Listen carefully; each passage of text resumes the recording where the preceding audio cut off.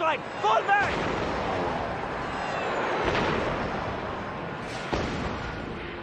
What is that?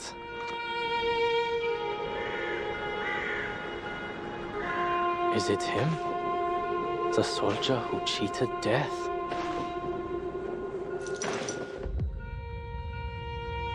We saw how you crossed no man's land unscathed. You should really join the stormtroopers. There's no purpose to be found in taking lives. Never mind. I just want to thank you for bringing my brother back. His sacrifice will not be pointless. I'll make him and our country proud. Only those who have not experienced death seek honor in war. For king and country! We were supposed to be men of steel, but even scared boys must do their duty. I want to go home.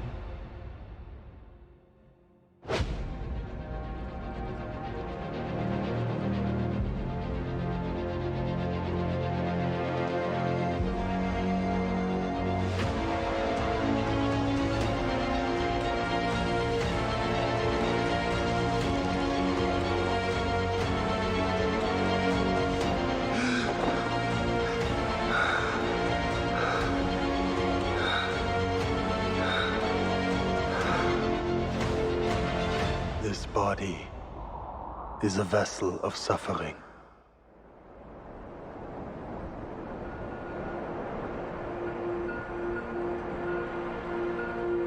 Why? Why did they have to die? You live another day. Will you bury them too? They must find peace in their graves until war is no more.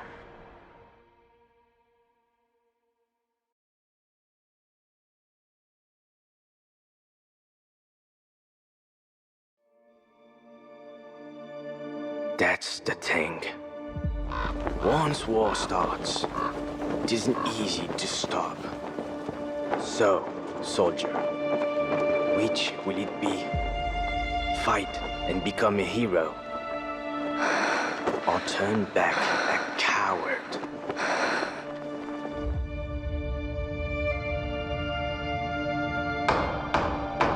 Second-class soldier Marianne Tenebrum is charged with the following crimes.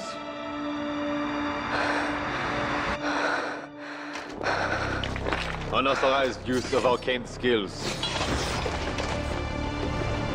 Incitement to disobedience of orders and evasion of combat. Thérèse, Catherine, Jean, Thomas. You have damaged morale and dishonored your duty. Marie? Are you going to enlist? I must. The motherland calls. We must defend our home. Defend our dreams.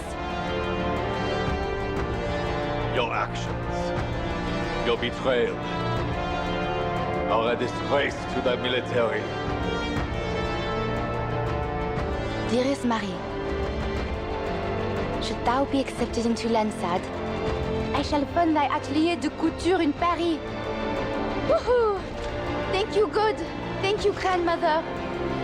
My dreams at last. They will come to pass.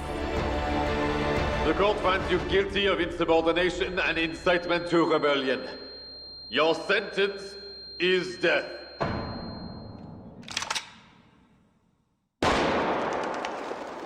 We never truly had a choice. I will stop at nothing to end this war.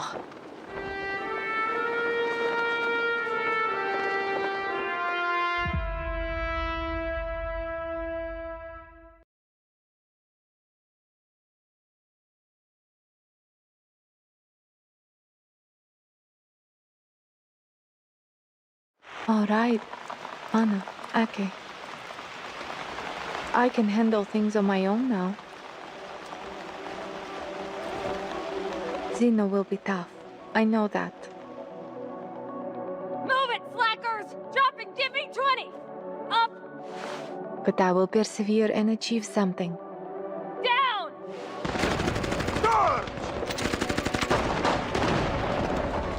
down!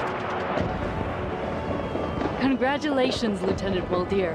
Quite an achievement at your age. Joking aside, I don't really care about all that. Can I take a look? All I've ever wanted was this. A home. Just a peek, that's all. You're lying. Oh. And you've forgotten your manners in front of a superior. This is the path I have taken. I will follow it.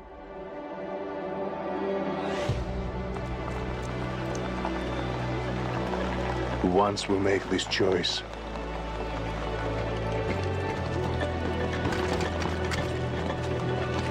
we must bear its heavy toll. Come now, both of you. Muldir, your little sidekick's getting out of line. She has no respect for her seniors. Molly! Loved ones will turn their backs. Our honor will be tainted, our brotherhood betrayed.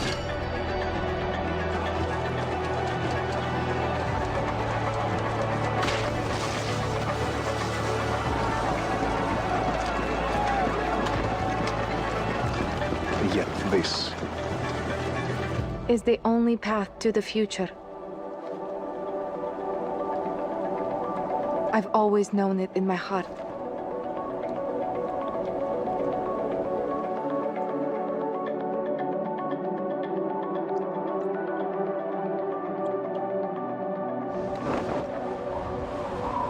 This is the path I have taken. I will follow it.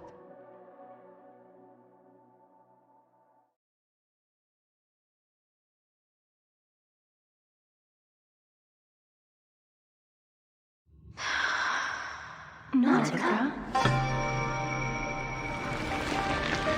Yes, Nautica.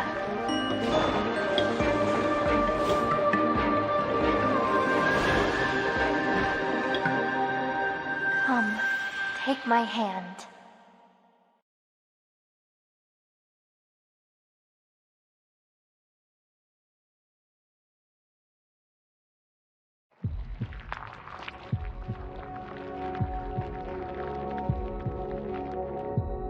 Were time to rewind its thread, would you tread the same path, knowing all you would lose again?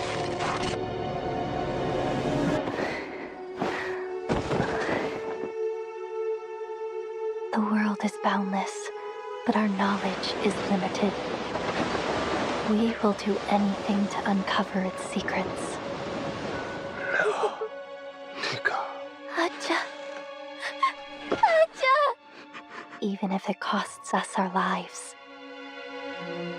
We are insignificant, like snowflakes.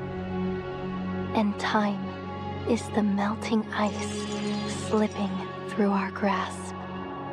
One day, our flesh will wither and turn to dust.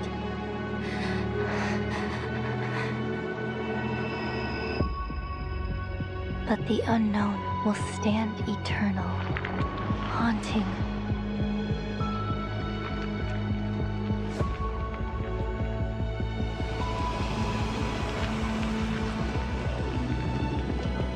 But mesmerizing.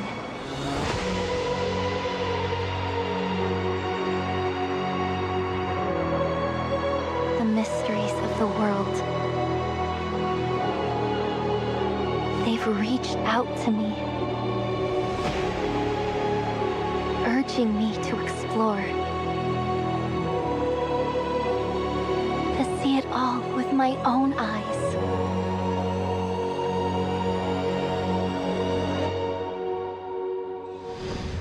Oh, Earth, I stand newborn before you, a wanderer, a seeker of mysteries, an explorer.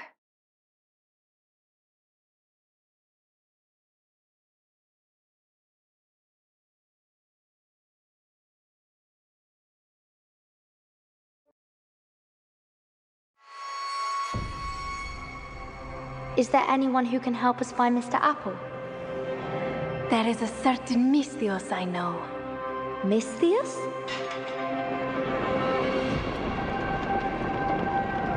Descendant of Leonidas, a ghost of Sparta.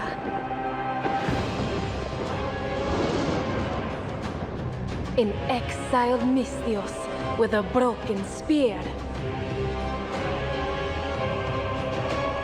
From divine ruins she rose to become one with the shadow.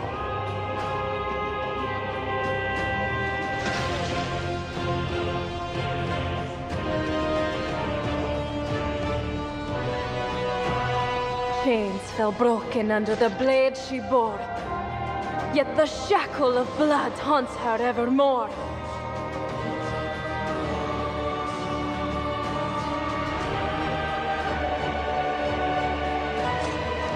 Oh, raging wind of vengeance, her name will be in the stanza. Even the lips of Zeus adore Cassandra!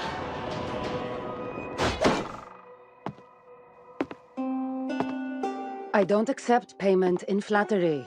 Only drachma. Behold, my friends, the living legend approaches! I thought I asked you to find me some help. Any leads? Well, this lady is looking out for a legendary apple in the Dionysia, and you did say you needed a lookout. Wait! Don't tell me! By the witness of the gods, you shall fulfill each other's wish. Alaga. I knew I couldn't trust you. So, Bard, how much of your epic is true? In the home of the gods, the wanderer sets her path where her home lay.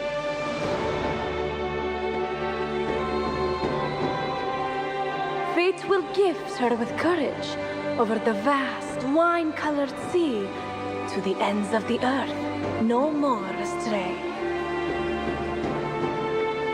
Epics can be exaggerated, but you will soon find out for yourself, my friend.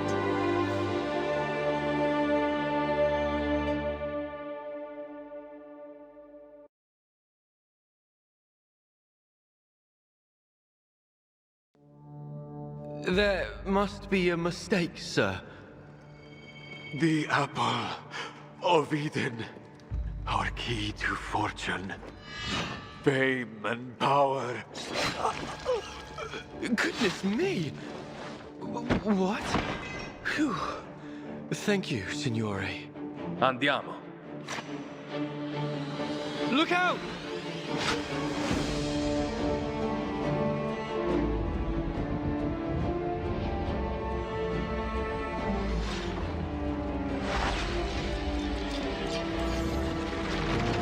You seem quite sensitive to danger, Mr. Ezio. You have never missed a target, have you? You and your collaborators are hereby sentenced to death. Father! I'll kill you for what you've done! The Auditori are not dead! I'm still here! Me! Ezio! Ezio Auditore!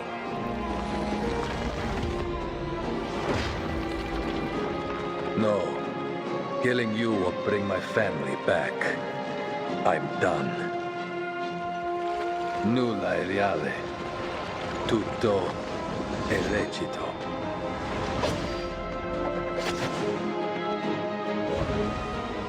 Hey, Ezio! I want those feathers. What for? It's a secret.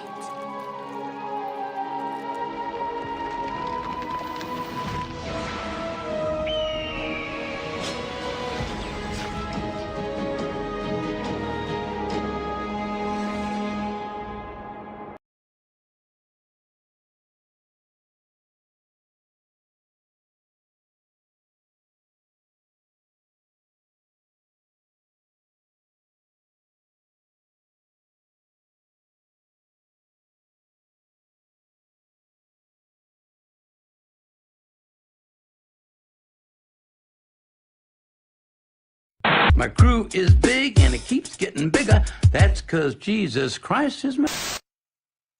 Okay. Alright, today we are doing some shit. Man.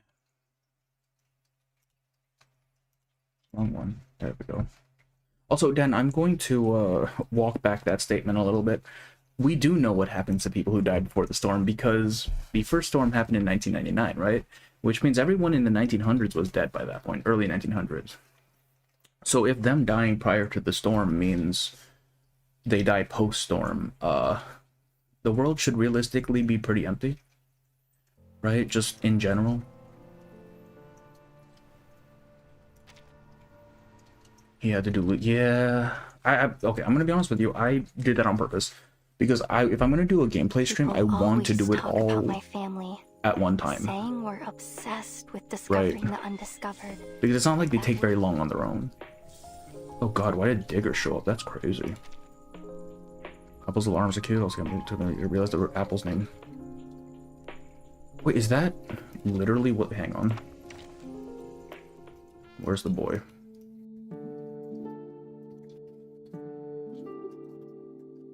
Apple's name like this to yeah, I guess so. I mean, yeah. APP. Are you here to confirm this Apple's expiration date? Okay. Do we have a preference on which one we want to start with? Like, which one of these hits harder for anyone who's seen it? Because I think that one we'll save for last. I read the L wrong. Yeah, it's fine. These things. All right. Let me send some dudes out.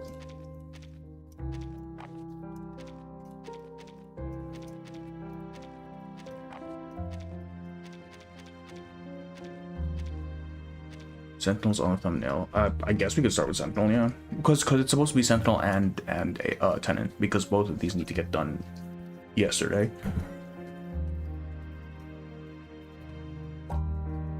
Wait, I guess we could start with Sentinel then.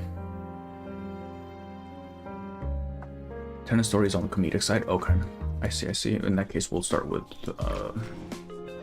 the meat and potatoes. Let me clear out my thing first, and then we can get going. I need to be farming, man. Probably just these.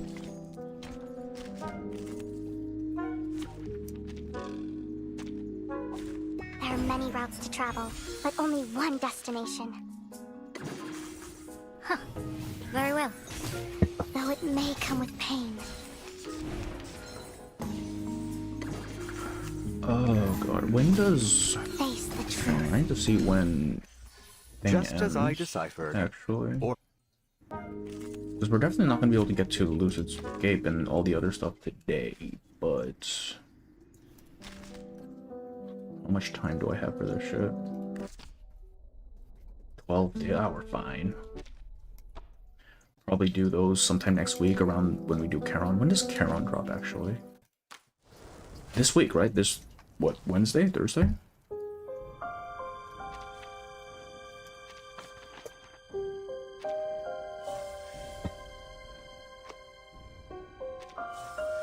Is this good on anyone?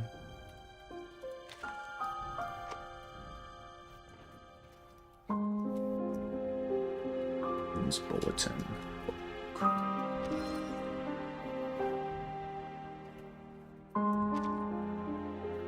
Show me Hisabeth. I don't have Hisabeth, man.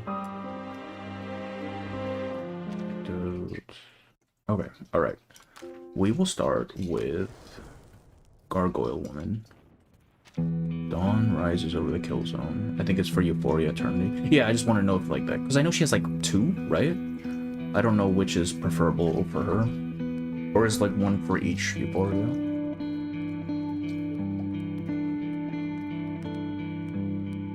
Ease attention and back of the bloodshed. The gunfire fades into a future cloaked in silence. Let's do the survey first, just to get warmed up. What they're doing for the Eastern Front in Chapter 12. I don't even know what the Eastern Front was like for Let's kill World time War together. I. You remember your progress around 10% ever since started shortly after that and reason for everything done except something. Damn, you really grinded it out then. That's crazy. My progress, I was a day 1 player, so like, I was That was pretty caught up certainly a on choice. everything always, right? By Seychellen, sensing their thoughts. Close your eyes. Just Our victory comes in a That's tide of okay. blood. By God's grace. Face the truth. A shot hit.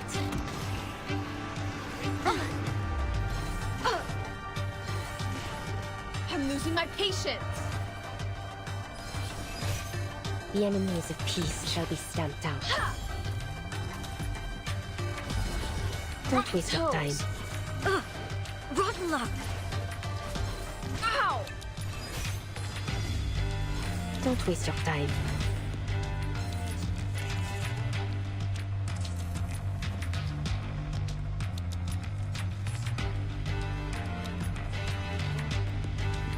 thing is I can move. Alright. I hope you like a splash of red. There's 3 enemies. I'm assuming they're trying to last more than 1 turn, so we don't need to do that. I'll just let this guy Where do this do I- thing. 30. I'll get That. locked down. Close your eyes. It will all be over soon. So what does what does Sentinel actually do? I know she has some bullet stuff. Get out of here. Is she a buffer? Have I startled you? Now is the time for repentance.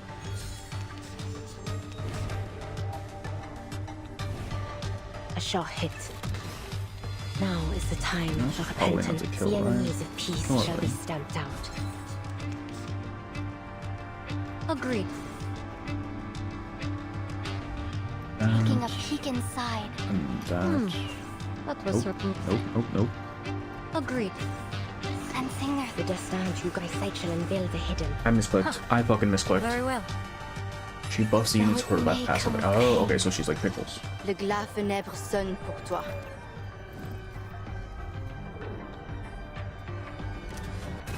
I meant to ult there with what's her face, but it looks like it doesn't fucking matter. Fantastic. It's already over? Why did she do so much damage? What the hell? Alright, enter.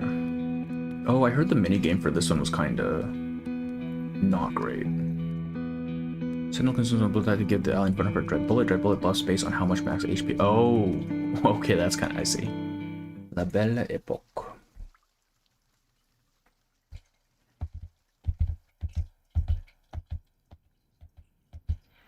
Channel is follow up. Channel. Okay. So buffer then, huh? The rural town of Rouen dozes in the afternoon sun. Inside the house, Agnes recites scripture in a steady, devout tone. We actually see Agnes. Marianne rests beside her cousin, softly repeating the words, attempting to let their weight settle in her heart.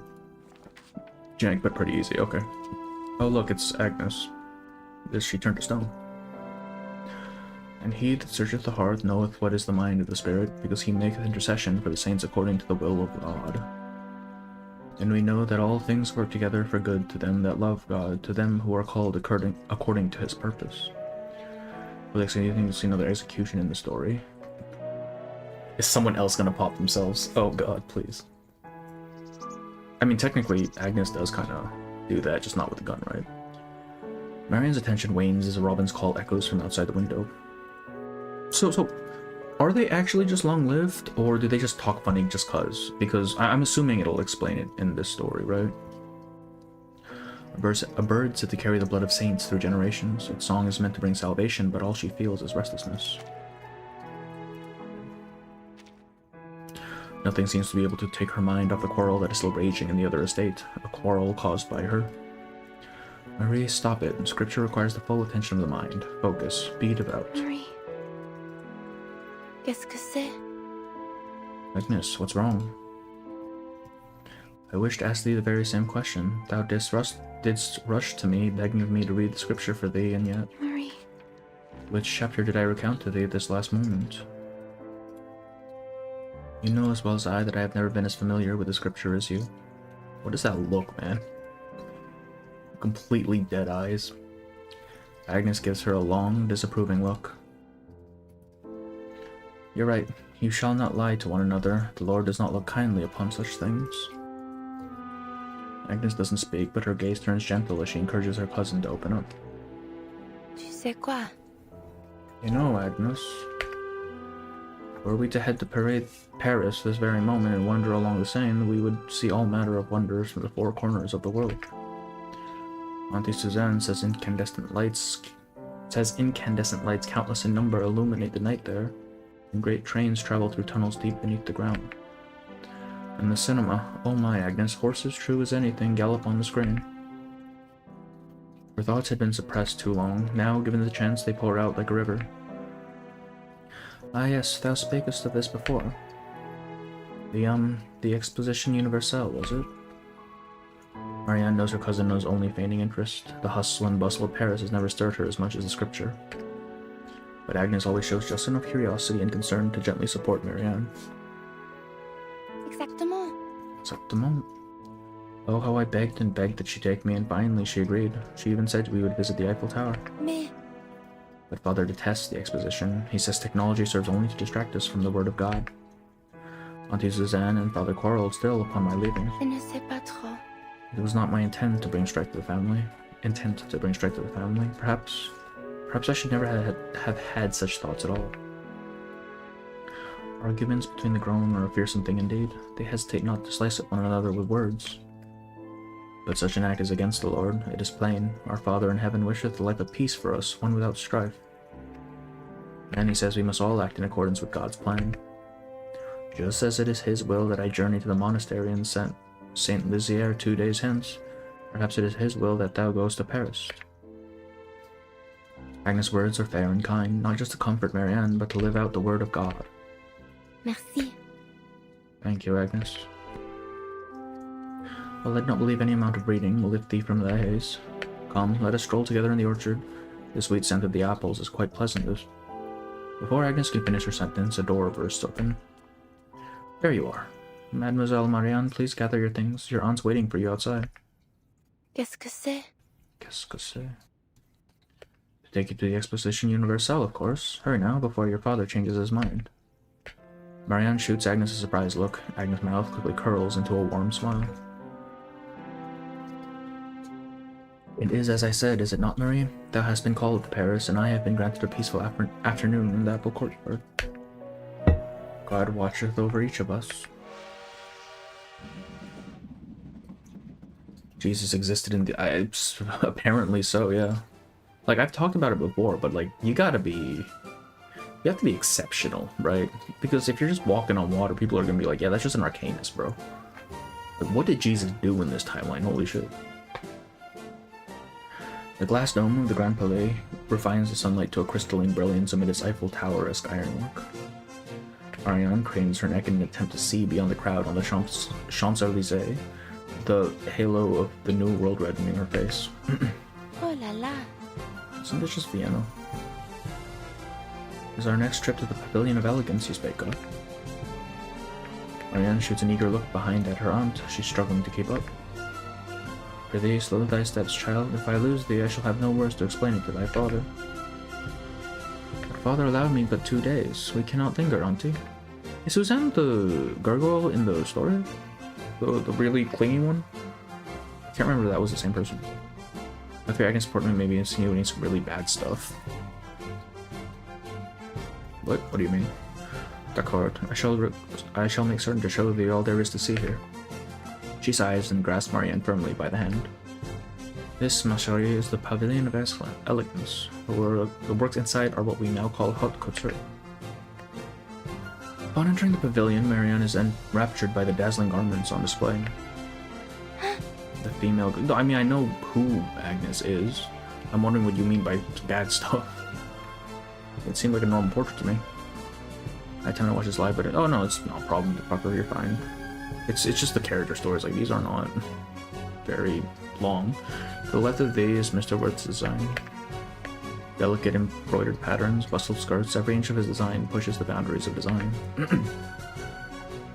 Until now, Marianne had never imagined that something so ordinary as clothing could express the spirit of a new era. Had anti-Roman views, right? Kind of? I don't know if I would even say anti-Roman as a whole. It's just kind of... The Romans didn't like him because he was proselytizing. How does one stitch such a pattern? And these pleats, how might they be sewn? Suzanne chuckles. Marie. Perhaps thou ought to explore the subject thyself, Paris doth create all manner of fashion magazines, some featuring such techniques. I shall mail them to thee. Me. But father... Now, thy father is not the final word on all matters. I shall find a way. Marianne looks puzzled, but her aunt gives her a playful wink. I fear thy father groweth ever more blind to the realities of our world. This here in Paris is the future shape before our very eyes. If we all were to live like thy father, would even a fraction of all this exist? Of course not. Those who cling to scripture cannot fathom such creativity, Dad. This rebellious family member voices her thoughts with ease. Je ne sais pas trop. I know not. I have never thought of things in such a way. I'm simply asking thee to linger on it, Monsieur, for there is more to life in the monastery. Thou hast the power to choose, to live a new kind of life. Come along, we have yet to see the Palace of Electricity at Champ-de-Mars. Marianne snaps out of her thoughts and follows her aunt back into the crowd. What does that say?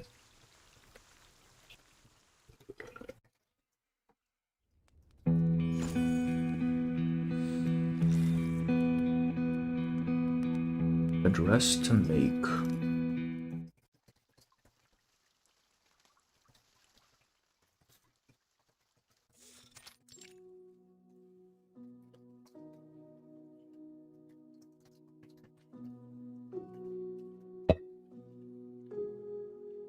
When she closes her eyes, that brief trip to Paris all those years ago appears as vivid as ever in Marianne's mind.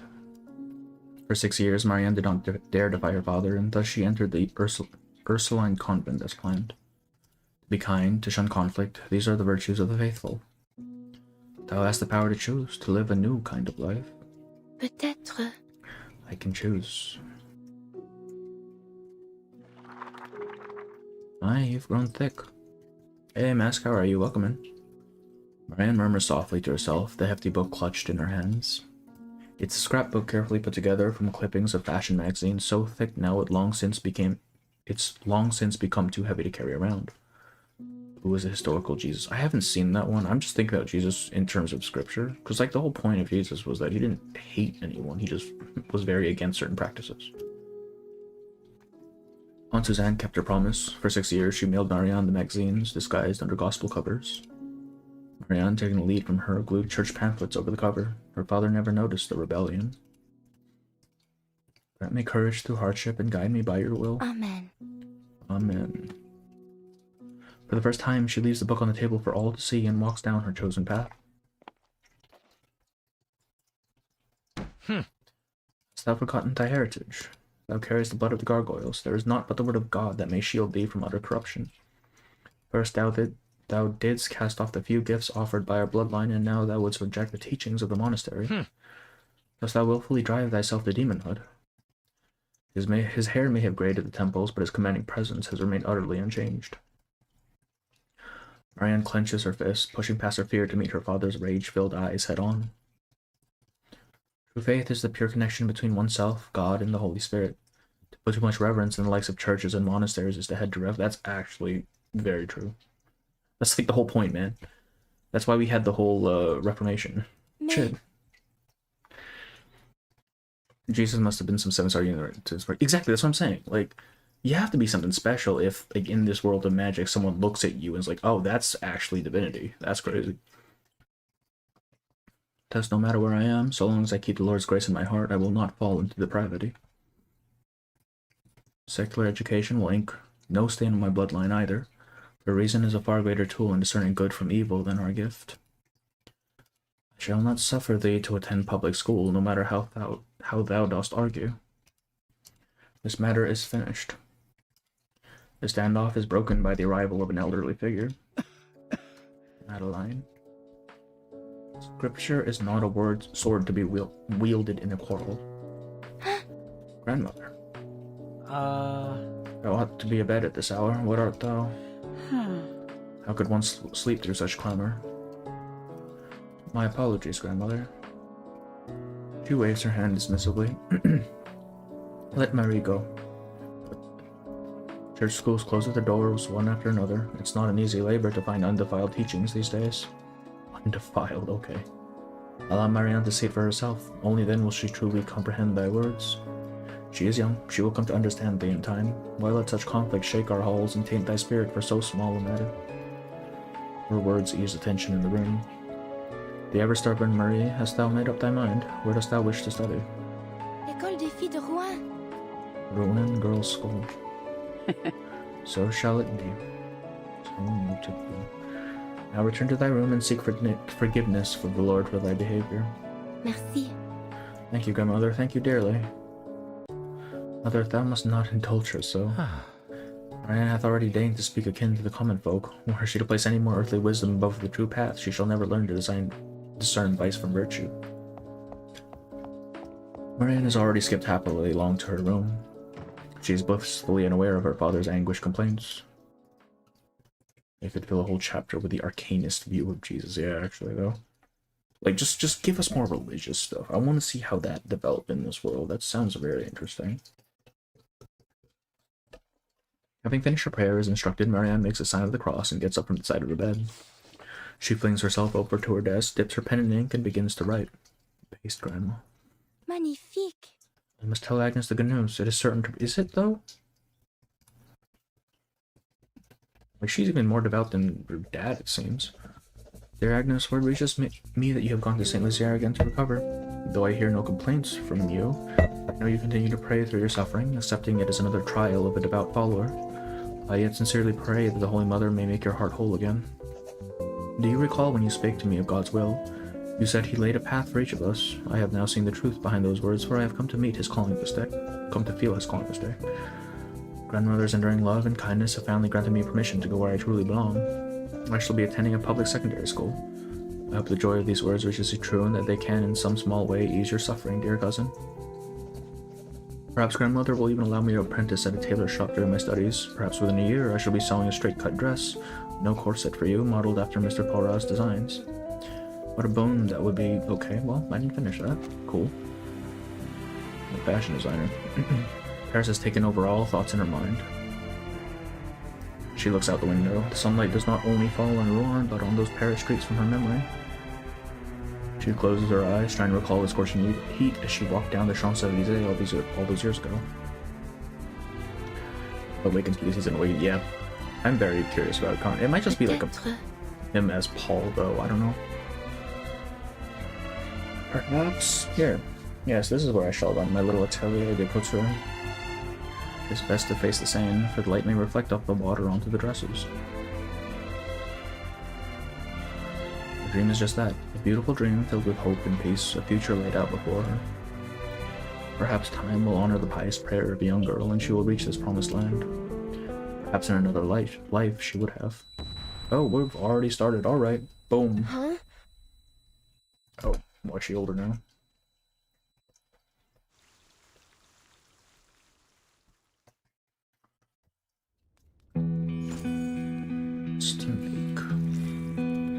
The sweet taste of triumph. Oh, is this a minigame? Yeah, it's a minigame. ASS, the battlefield calls. It's time to engage in real combat. The attack alarms are sounding. Gain ground.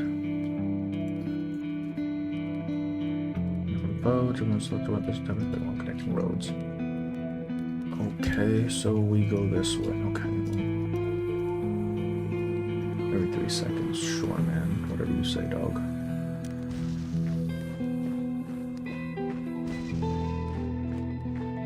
We're just sending dudes out.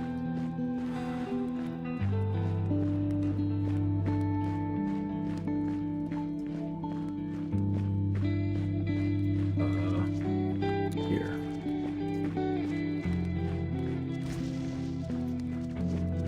Wait, Marianne, please.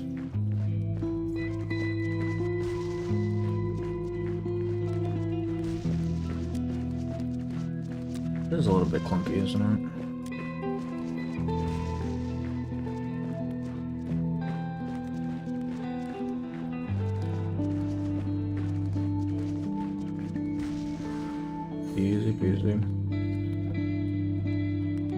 Wait, yeah. Okay, it says, why are you purple?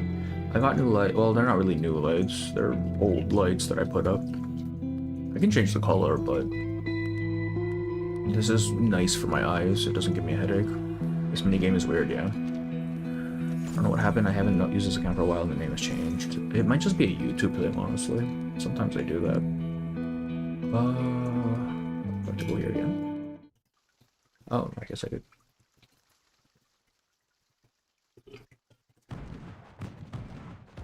Oh, we're back down here. Fantastic. Tunnel de Rochebourg. The bombardment of the second Portland front hasn't let up. Debris falls from above, stones bouncing off her. In her days, her body shields her completely, turning flesh and blood into hardened armor. She fell asleep. Somehow she's managed to sleep through an artillery strike. The stench of the tunnel. Okay, well. Tunnel quickly jolts her out of her confusion. Mud, corpses, human waste, and battlefield smoke all assault her senses at once. Slept like a rock, Marie. Quite literally. Who would have thought the girl who used to flinch at gunfire would end up so stone cold, and in just 6 months, no less? Oh, this is the start of the war then, huh? She ignores her comrades' teasing. Her body is too itchy. Merde! Damned fleas. Okay, so... she can take bullets, but the fleas, no, that's too much.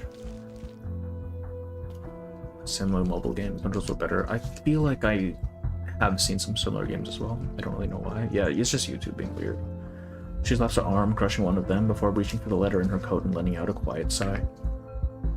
Anyway, it's best you sleep while you still can. We have to be heading back to Dead Man's Hill soon. We've been resting in the rear for more than 3 months now. It'll probably be tomorrow, don't you think?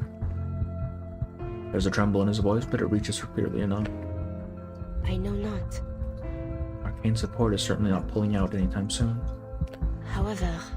Still, the commander gave his word. Upon the completion of this operation, we may return home. This unit of Arcana sent to protect the critical supply route carries impossible expectations. In half a year on the front, they've already lost half their men. But in the grand total of casualties, even that is barely a footnote. Arcane skills have done little to save the front line from the horrors of trench warfare. In the stalemate, turn the tide, what a glorious mission the draft posters gave us. And no one said we'd die of thirst before we could do any of that. Enemy fire has cut off supply lines, leaving them hungry and parched for nearly a week. Look, there's water everywhere, man. Look at that. They have enough canned goods and dry biscuits to just about survive. But thirst is the bigger problem. Many have turned to licking the moisture seeping from the tunnel walls. Ugh. I've already reported to Sergeant Pierre. Once the shelling abates, I shall procure some water. God bless. You know where to find some.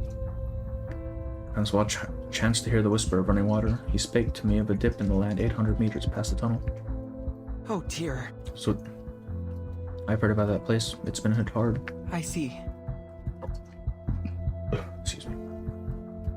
I know your arcane skills give you the best shot at survival, but we've already lost so many. I don't want to lose you too. Simon's dead as hell, man. His grim as truth stuns Marianne. She forces down her trembling voice. We have no choice. Without water, every one of us may truly perish here. Spake it yourself. I will live by virtue of my arcane skill. Marianne lets out a dry, bitter laugh. And Saul will join me. That'll better the odds. Just a little longer, the shelling will soon be over.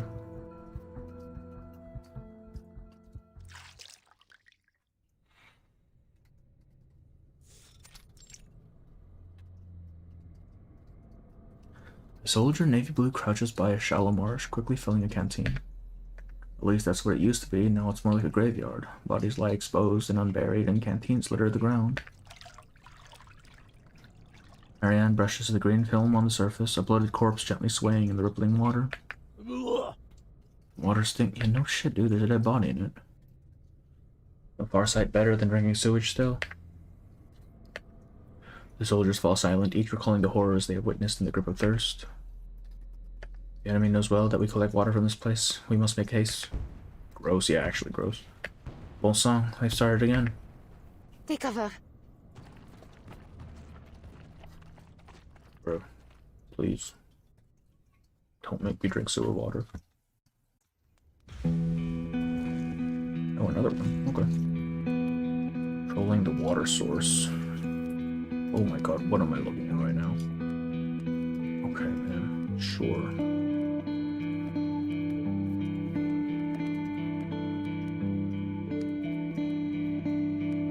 This thing do? Oh, I mean, if we just... Right? Sure. Can't I just keep doing this? I don't have to actually do anything, right?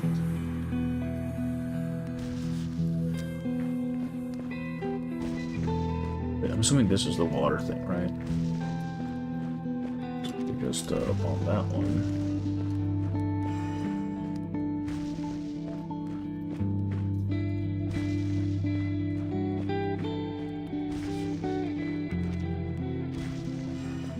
I should have waited on that actually. Go. Holy shit.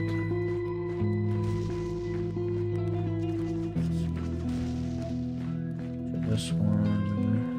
All these dudes go down here.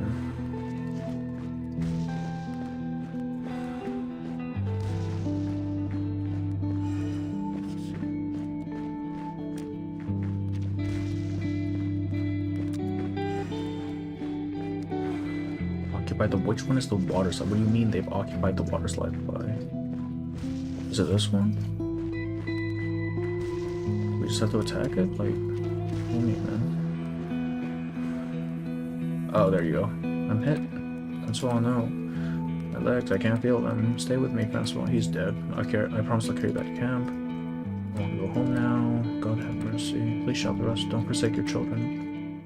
Dude is dead. There's literally... It is not, because that's how you get prions, dog.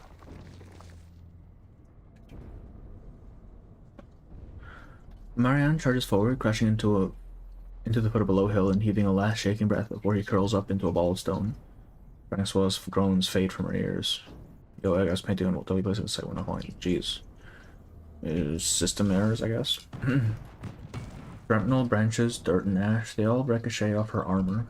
Yet again, her arcane skill has spared her, and yet again she must watch a comrade fall. This is the cycle of war. She has seen many lose their lives, and she will see many more. Looks like we'll be heading back to the front line tomorrow, huh? No. No.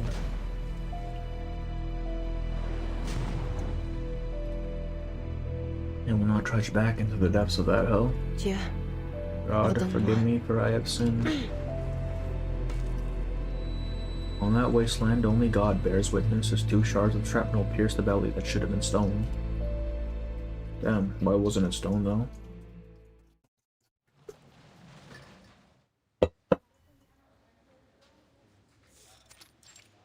Or did she let it happen, just so she gets sent back? Possibly. I missed Tennant Anecdote. I haven't started. No, I haven't done Tennant Anecdote yet. Dear Agnes, I ask your forgiveness for writing so late. At this time, I am recovering in Forlan. You need not worry, for I am nigh on completely healed. It is a fair price, one I must pay for leading my comrade in arms to his death. For I returned only with the water, his body left to rot in the wasteland. No. Such words shall never pass the military censors. Agnes. Yet I cannot taint Agnes's happiness with lies. She sits back on the makeshift bed and anxiously pats her face. Then she crosses out the part about the water and carefully rewrites her words. I heard tell that we have reclaimed the critical stronghold. Perhaps the stalemate will yet reach its end. For we have held the line, cousin, and spared the capital untold devastation. Does and must be so. I may well return home ere long. I can but hope the new commander will keep his promise. In your last letter you spake of the aid you have provided the homeless as of late. Your kindness moves me, dear cousin. What of you? Are you well? How are matters at home? I pray for your safety day and night. Tenerbun, orders for you? Then may King's we report? return home? There's a fine tonic home. The messenger's eyes hold a trace of pity. Just read it. She takes the paper, her fingers trembling, dread building in her chest. Second-class soldier Tenerbun, according to the physician, your recovery period is nearly over.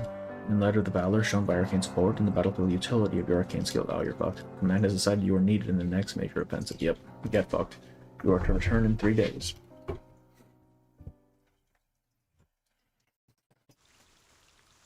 You thought you had a break? No, man, you don't get breaks.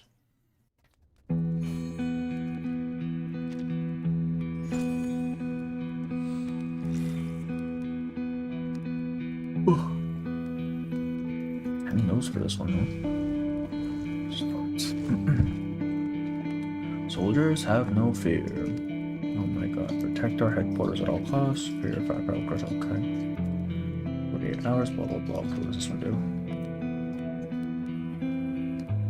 Okay, so we'll just shell this dude.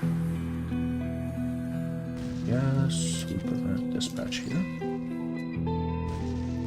Send dudes here, and then send dudes here.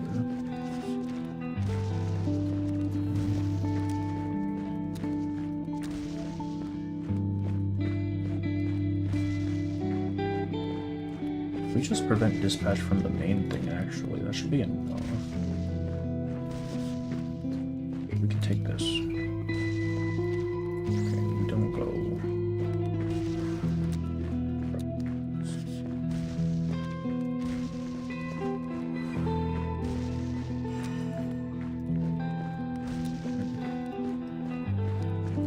So we can take that as well. Bombard these guys.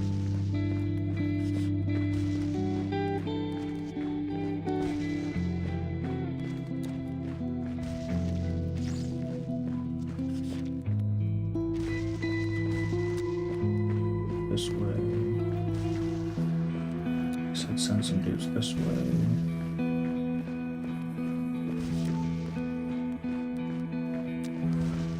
And this is, it kind of doesn't want to do the thing.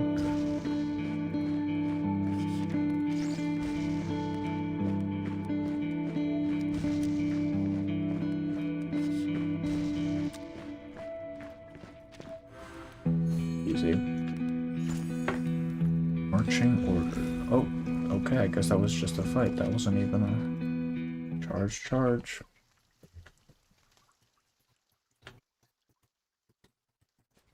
As it worse because, yeah, I mean that, and also people just kind of, I mean, we're still, I think, the age in history where people just think arcanists are lower class citizens, so who cares if they die, right? Careless battleground. Charge.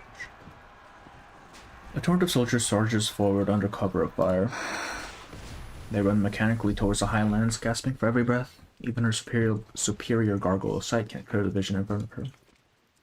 The once beautiful riverside is but a shadow of what it once was. She remembers walking its bank with Agnes before the war, her footsteps light, her heart lighter. She stumbles into a muddy crater, another layer of grime coating her uniform. The earth reeks, the stench of blood and rust chokes her. Cold rain falls hard and heavy, pummeling her skull.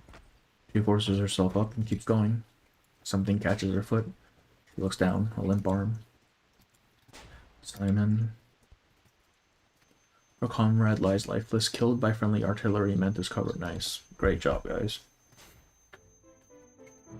Do not let your compatriots fight alone.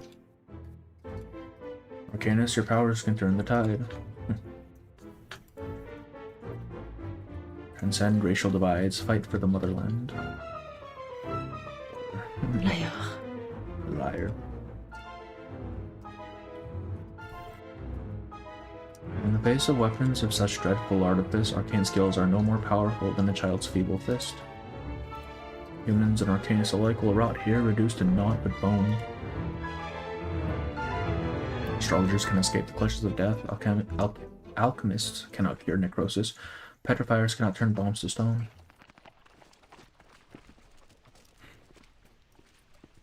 She rushes through a break in the barbed wire into a trench, her squad mates following close behind.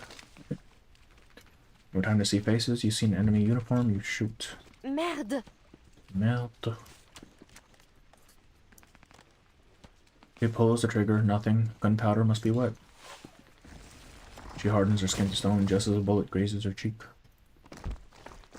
She tosses her rifle aside and lunges at the shooter.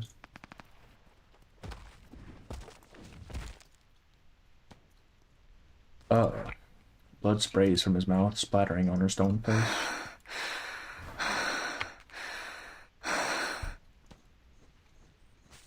Flesh is no match for rock, no shit.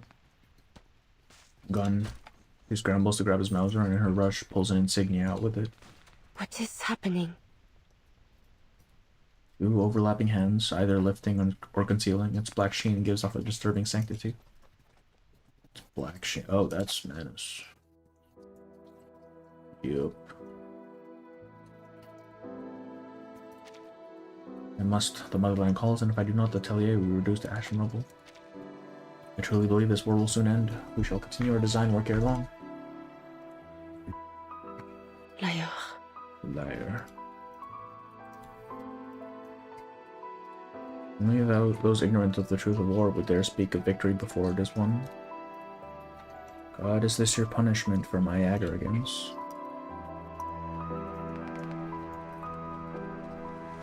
In her days, black canisters drop into the trench. Unlike explosive shells, these arrive almost gently. But they strike a greater fear than any shell. Gas, gas.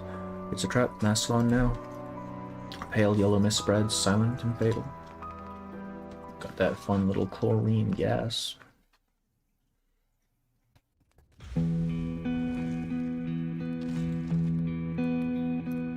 Dire, keep this okay. Capture that priority. I just send one over. Okay, let's have you stop that. Oh, can I? Oh, okay, well.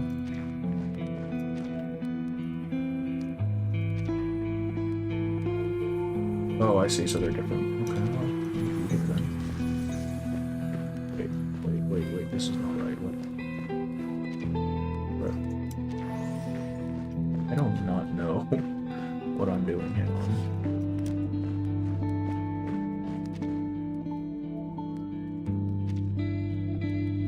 How do you use this skill, bro?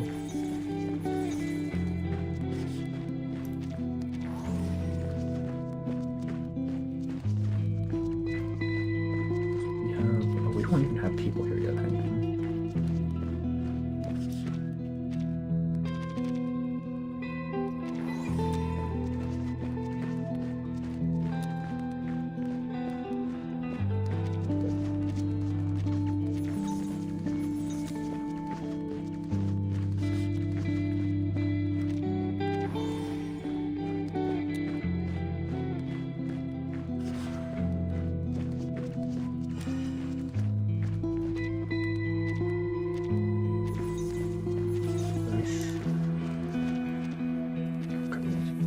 And then we can...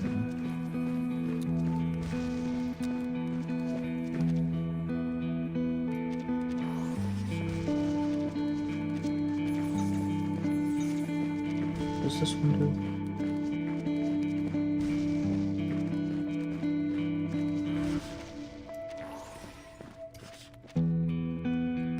When I like this, okay. How do I do that?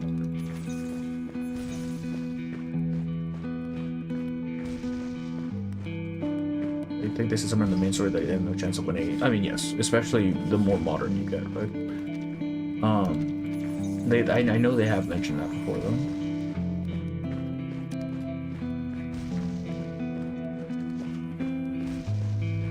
Arcane armor is still being used in the front lines, hence why Jay is wearing armor. I mean, I guess it's better to have something, even if it's not going to be effective against like every possible thing you could have, than to just not have anything at all.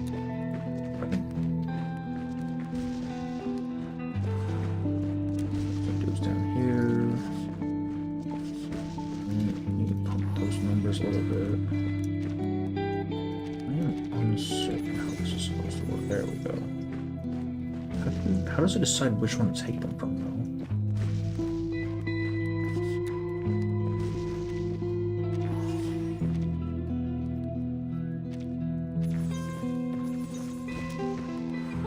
What happened?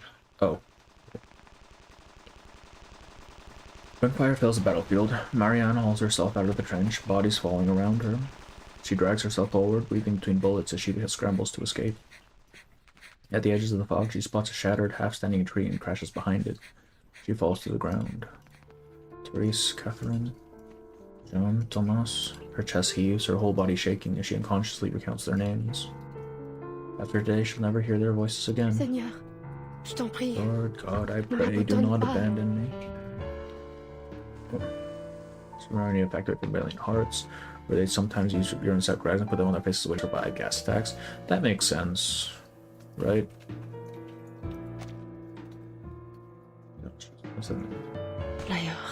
Liar. Because like the way chlorine gas works is it reacts with water, right? So if you have a barrier between, like a moist barrier between yourself and the gas, it should neutralize it. My love for the motherland is true. My prayer is sincere. Why? Valiant Hearts is a great game. I have heard of the game. I've seen people play it. I've not actually seen an actual playthrough. Just I've seen snippets of people play it. Yet sin clings to me still, and fear blooms rich and heavy in my heart. Something slams into her side, but she doesn't stop. Her adrenaline numbs the pain. She stumbles past craters, over fallen bodies. The chaos behind her grows distant. Almost safe. The trench edge, it's right there. The blast hurls her into the trench. Perhaps her prayers have been heard after all.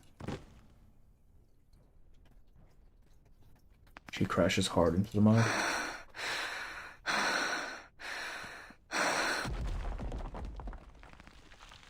She lies there, half buried like a toppled statue. She pushes herself up, pressing her back against the trench wall. The artillery continues to rain down, as if its enemy predicted the retreat.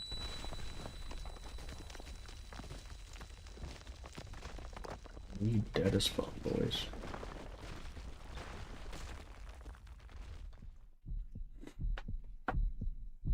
Her mind races, her heart beating out of her chest. Darkness floods her sight. Soldiers, the enemy hides in the ridge, thinking they can break our will. But they forget that you are the victors of Fordland. Today we will put an end to their occupation. In 48 hours we break their line and end this war. Yeah, good luck with that. Liar. Liar. Oh. What's the oh?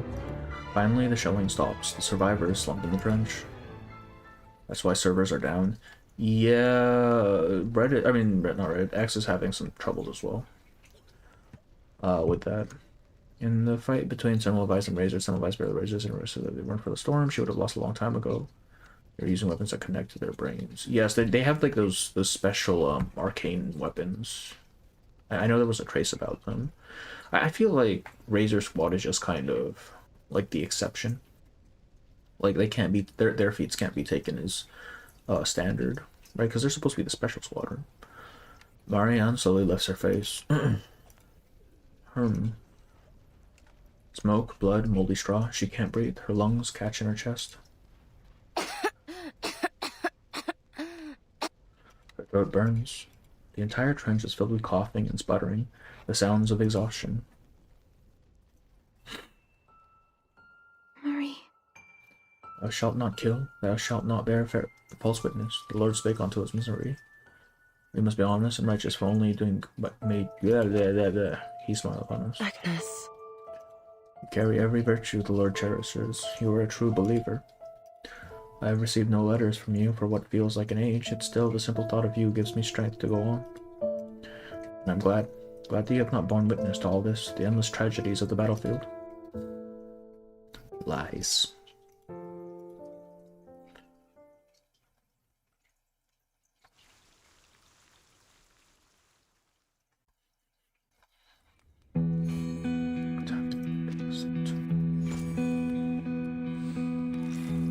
Les demeures de Val. Demeure de Val. Demeure de sleep, I think. Trenches. A distant thunderclap breaks the silence that has fallen on the night, a declaration of the army's utter failure over the past 2 weeks. Defeat after crushing defeat has littered no man's land with corpses, the living buckle under the weight of their losses, broken. Only one man stands tall. Everyone! Raise your heads. Do not let the enemy think this dude's dying. Keep belief in your hearts. We have had many victories, and the general's artillery hasn't let us down. Victory is inevitable. The enemy will crumble before our will is broken. We must fight for justice, for vengeance. We are unstoppable. No one answers him yet. This guy got a little too much spunk, doesn't he?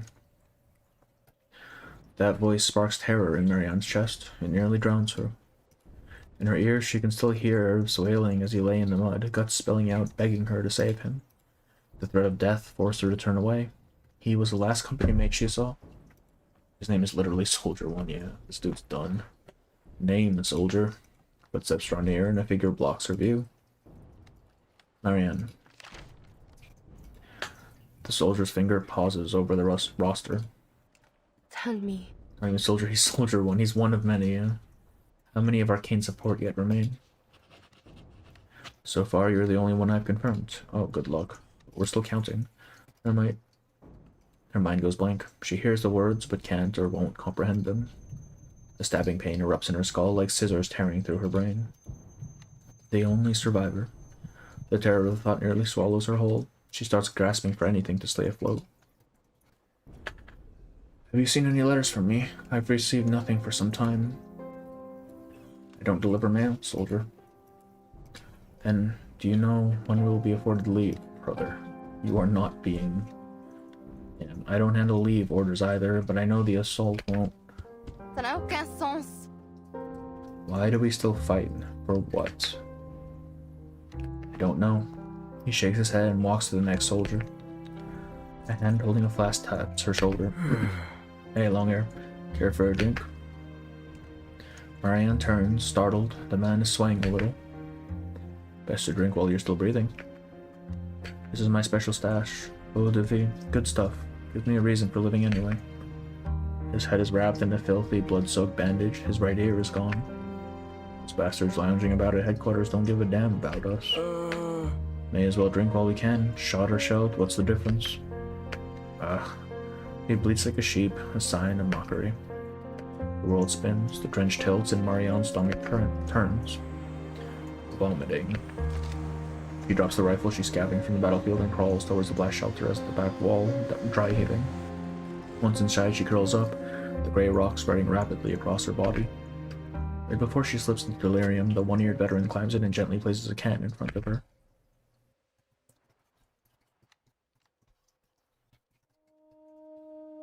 The scent of the apples Agnes once described hits her nostrils.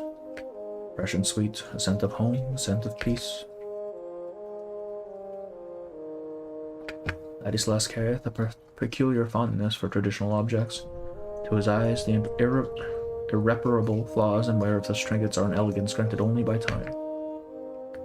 Much like thy father, he loatheth the inventions of the mechanical age. Agnes crouches, curiously turning the item in her hands. Sunlight glimmers on her shoulder. But I share not their disdain. Perhaps a photograph is not so poetic as a painting. But it may capture the apples on this table exactly as they are, and in the years hence I may glance upon their image, and the joy of this day will bloom and fill my breast once again. Marie. That is to say, Marie, that I thank thee dearly for the camera.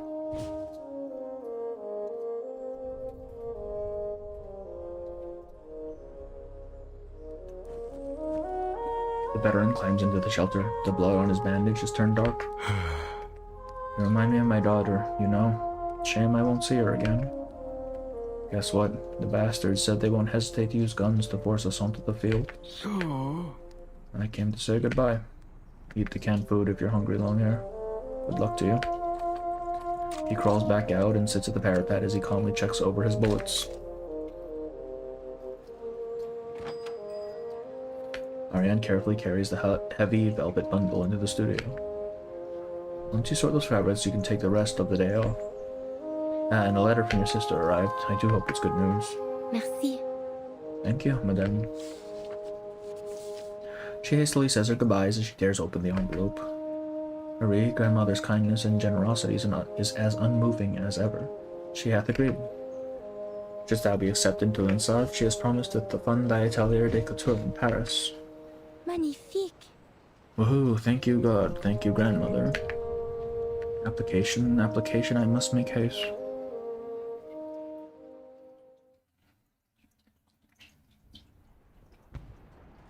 The lieutenant glares furiously at the statue curled up in the shelter. Marianne, dispel your arcane skill. That's an order. You're a soldier. You should willingly give yourself for the motherland. Brother, kill this dude. I order to... There we go. Get fucked, bitch. An explosion blasts him off his feet. Blood splatters the shelter's entrance. The deafening blast quickly turned to the whispers of the dead in Marianne's ears.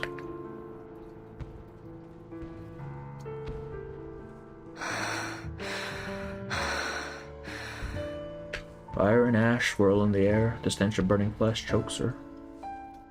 All sights blur, fade, and collapse into a dark, narrow passage. Only one figure remains at its end, glowing faintly, a flawless lily. Agnes! But the barren soil cannot nourish the lily's glow.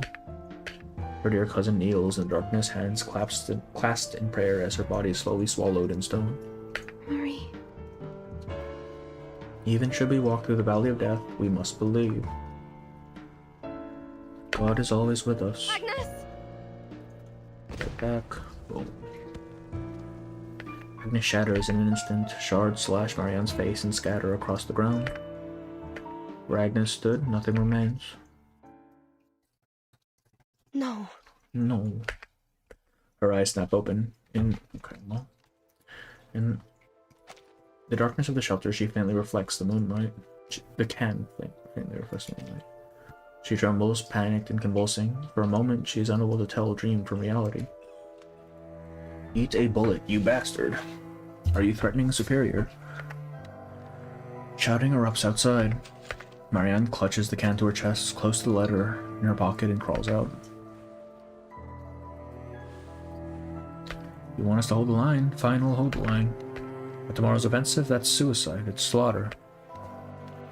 Marianne looks around. The soldiers are gathered, their faces burning with rage. Fresh corpses lie at the trench's edge, shot the moment they climbed out. One of them is missing his right ear. I never even knew his name. The message didn't get through. Oh, yeah, I don't know. That's probably a YouTube thing. How long has it been since leave, huh? We deserve to go home.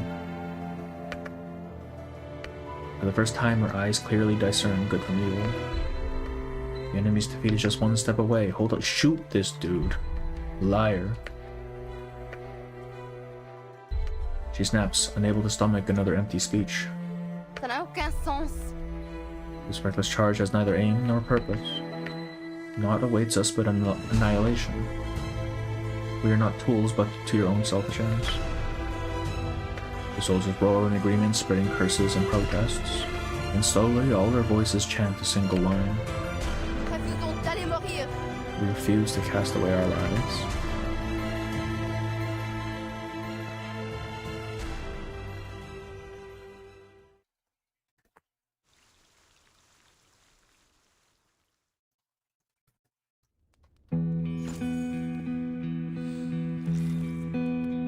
La grande number.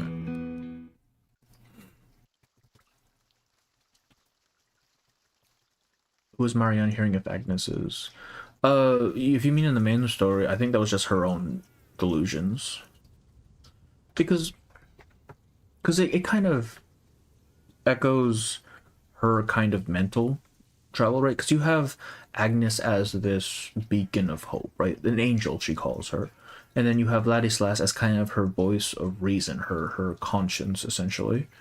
And by the end of it, her conscience is basically gone, right? He's decrepit, he's broken down, and Agnes, turns out she wasn't actually an angel. She's essentially been cut off from divinity. So she was, yeah, exactly. She was crazy the whole time. I think that's why I really like that tunnel scene, because it was just a fantastic metaphor for basically Marianne's own descent into godlessness, essentially. Right? The one angel that she held above all else, well, it turns out she wasn't an angel, right? There is no one in heaven looking out after her. Within a week, mutiny has spread like a plague across every position along the river. Soldiers sit together in circles. One of them hums a quiet tune. In the shadows, under falling rain, soldiers search for their graves. They have tossed their rifles aside, ignoring every call to the battlefield.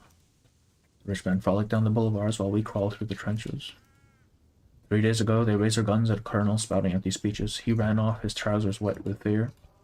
For them, life is good, but for us, not so much. Bah. The soldiers bleat in unison. But it's all over now, because the grunts are on strike. Oh yeah, for sure, Ben. Marianne listens to singing, a faint smile curling the corners of her mouth. You metal-riddled cowards, so all that metal too heavy for you, is it? Can't drag your cowering little bodies to the front line? Don't give in.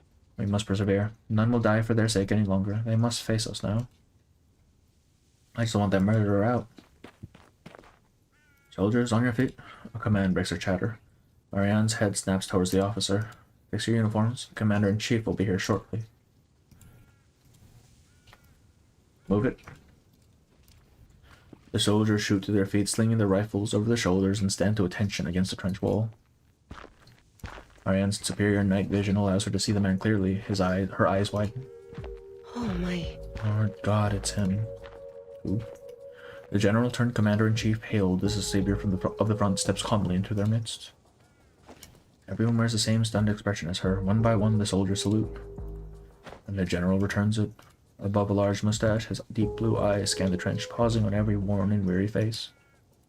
Soldiers, you are the loyal and courageous defenders of our nation. It is thanks to you that we have thus far protected our country's freedom and dignity.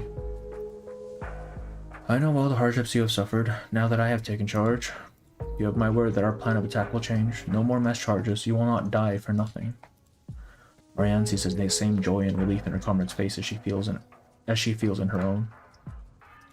The trenches will be expanded and improved, allowing you more space to rest. Logistics will ensure the front lines receive sufficient rations. You will go hungry no longer. This is just a lie. And starting today, the rotation system will be instituted. You will all get the leave you deserve. Marianne clenches her fist. Home, finally. But the war isn't over yet, brave soldiers. Soldiers indeed, you must not forget your duty, and you must not disobey orders. The enemy is only a few hundred meters away. One misstep and we fall. Thus we will not tolerate any breach of discipline. Any soldier who attempts to lead this mutiny and anyone who still refuses to return to duty will be severely punished. Shoot this man.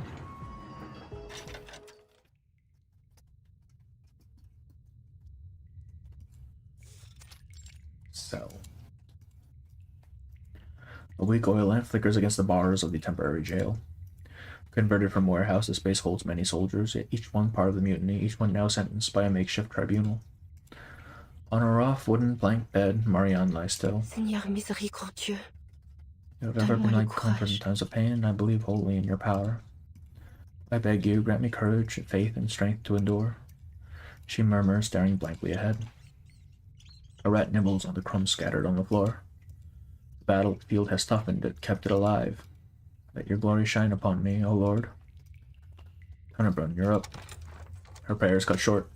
The soldier opens the cell door, a rifle in hand. Marianne rises from the bed and trudges out in the haze. May I leave a letter to my family? There is no answer.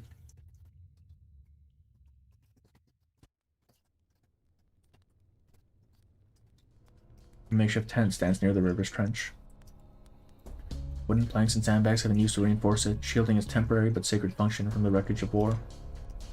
Second-class soldier Marianne Tennebrun is charged with the following crimes: unauthorized use of arcane skills, incitement to disobedience of orders, and evasion of combat. Your actions, your betrayal, are a disgrace to the military and to our nation. Stripped of the right to defend or appeal, Marianne listens numbly as her charges are read. The army has enforced its will. Those who led the mutiny have been arrested in service of restoring order. Whether they were the true ringleaders doesn't matter.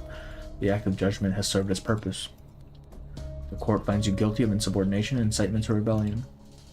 Your sentence is death.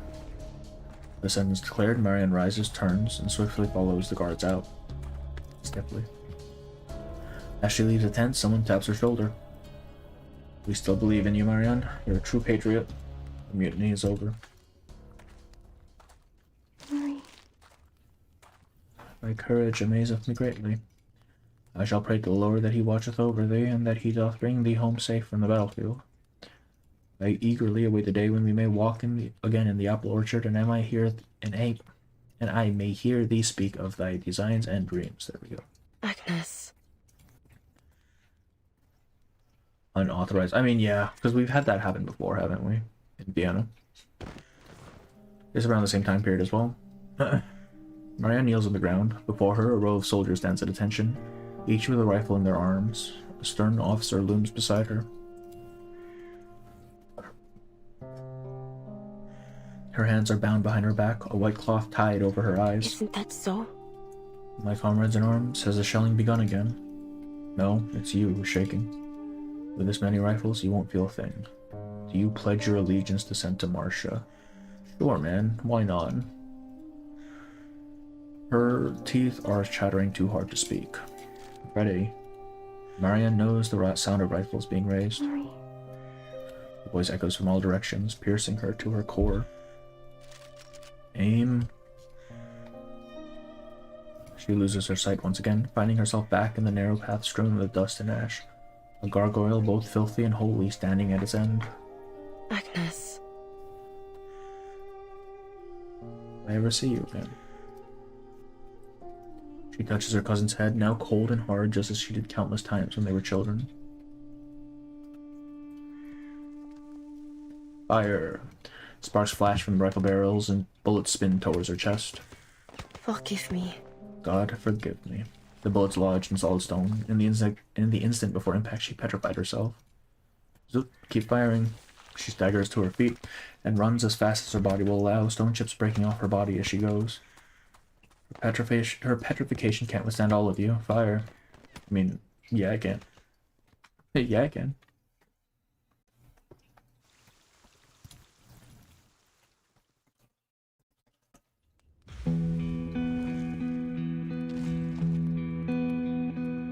Right there. After all years concerned, there's like a dessert. Well, no, last one was gone to the same place. Leave duty to my home. Disgraceful coward. They're alive.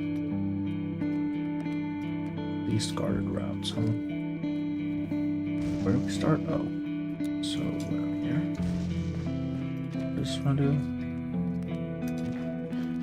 just make it so we can't dispatch anymore.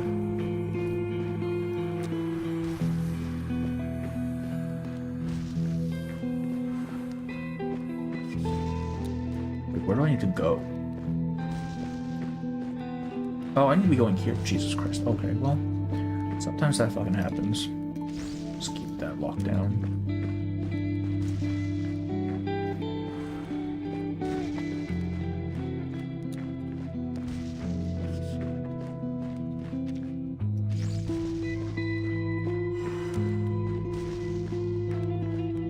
Sea monsters and more monsters bloodline.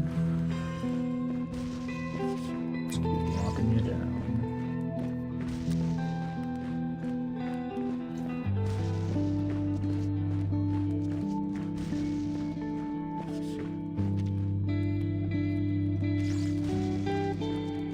Run to the top of the Devil's Blood and feature because they mentioned this in 2.2 live mentions from it, and that would make Sphere 2 and roguelike in terms of. Yeah. I mean, I'm assuming it's just the same as any, like, arcane bloodline, right? Like, I'm not convinced devils are, like biblical devils, right? And would you fire? Take this rifle, soldier. All kinds of petty conflicts. Your destiny calls you to a higher purpose. Who are you? They will begin searching for you. When that time comes, all will become clear to you. Get out of here, soldier.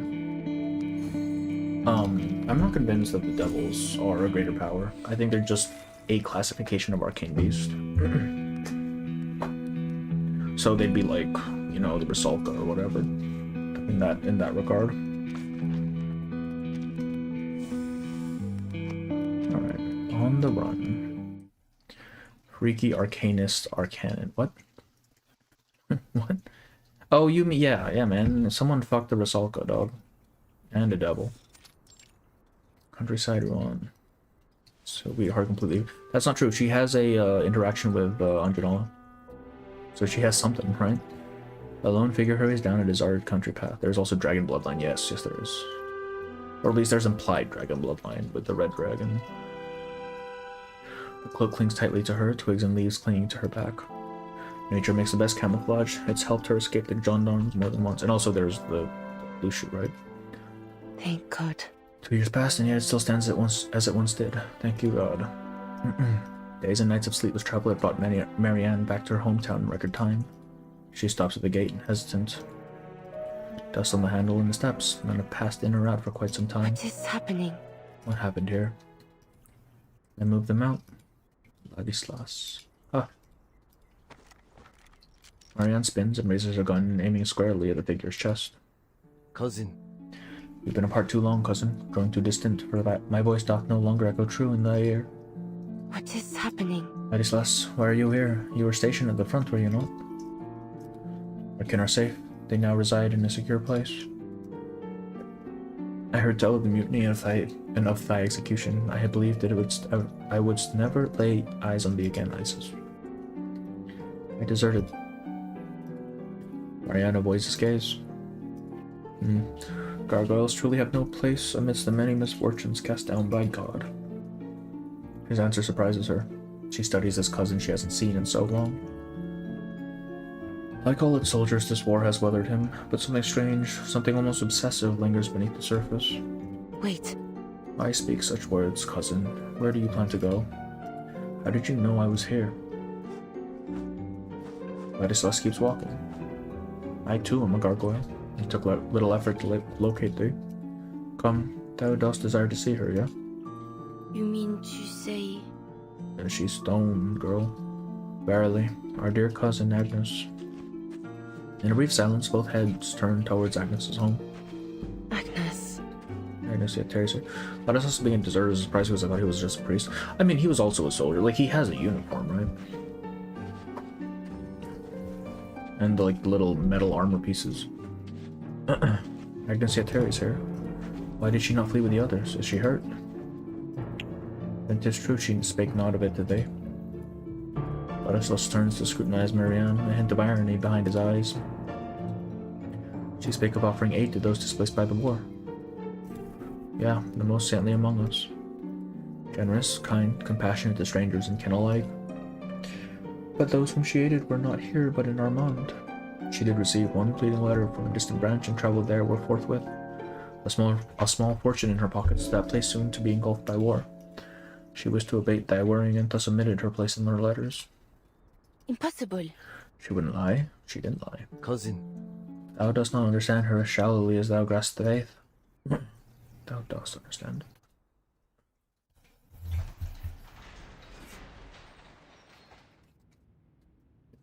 Ladislas opens the door. In the center of the lounge stands a gargoyle statue.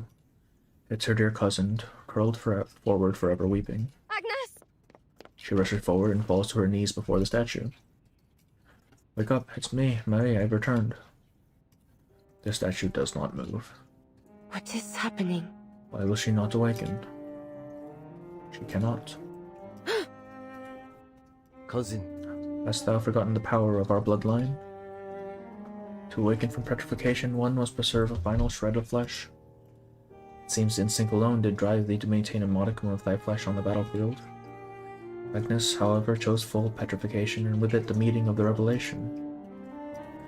It happened in Armand. I've never seen her so afeared as to do such a thing. Were those visions truly a warning of the divine? What am I to do? What can I do to wake her? Reality overlaps with hallucination. Fear rises hot in her chest again. Learn about a family of humans. Yes, the Fox family, I remember that. She trembles as panic grips her.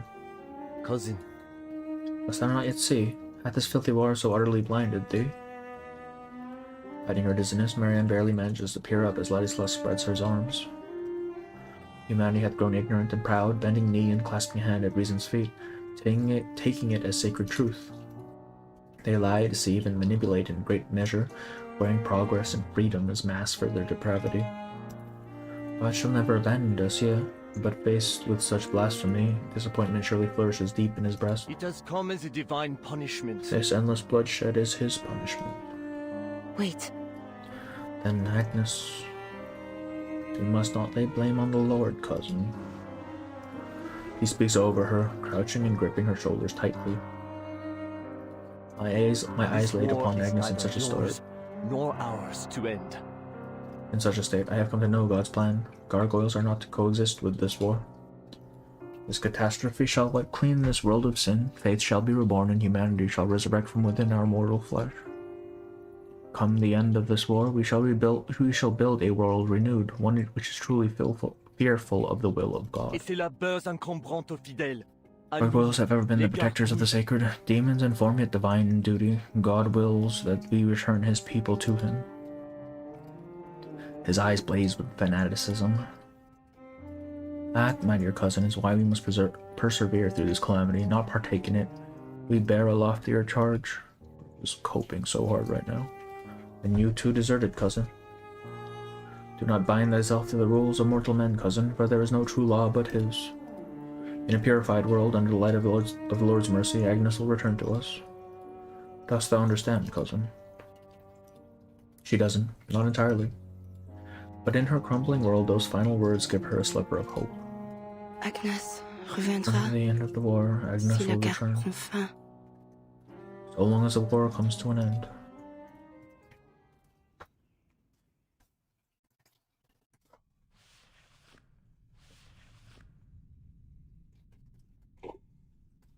In a deserted church, Marianne brushes dust from a gargoyle statue.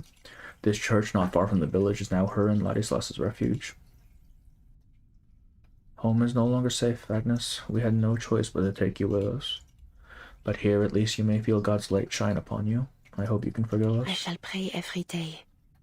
For this war to end, so that you may return. May the Lord hear a sinner's prayer. My understanding of our lineage is shallow, I admit. Isn't that so? Ladislas is learned in such things. His convictions must hold some truth I have yet to see, right? Agnes remains frozen in stone. She can no longer provide any answers to her questions.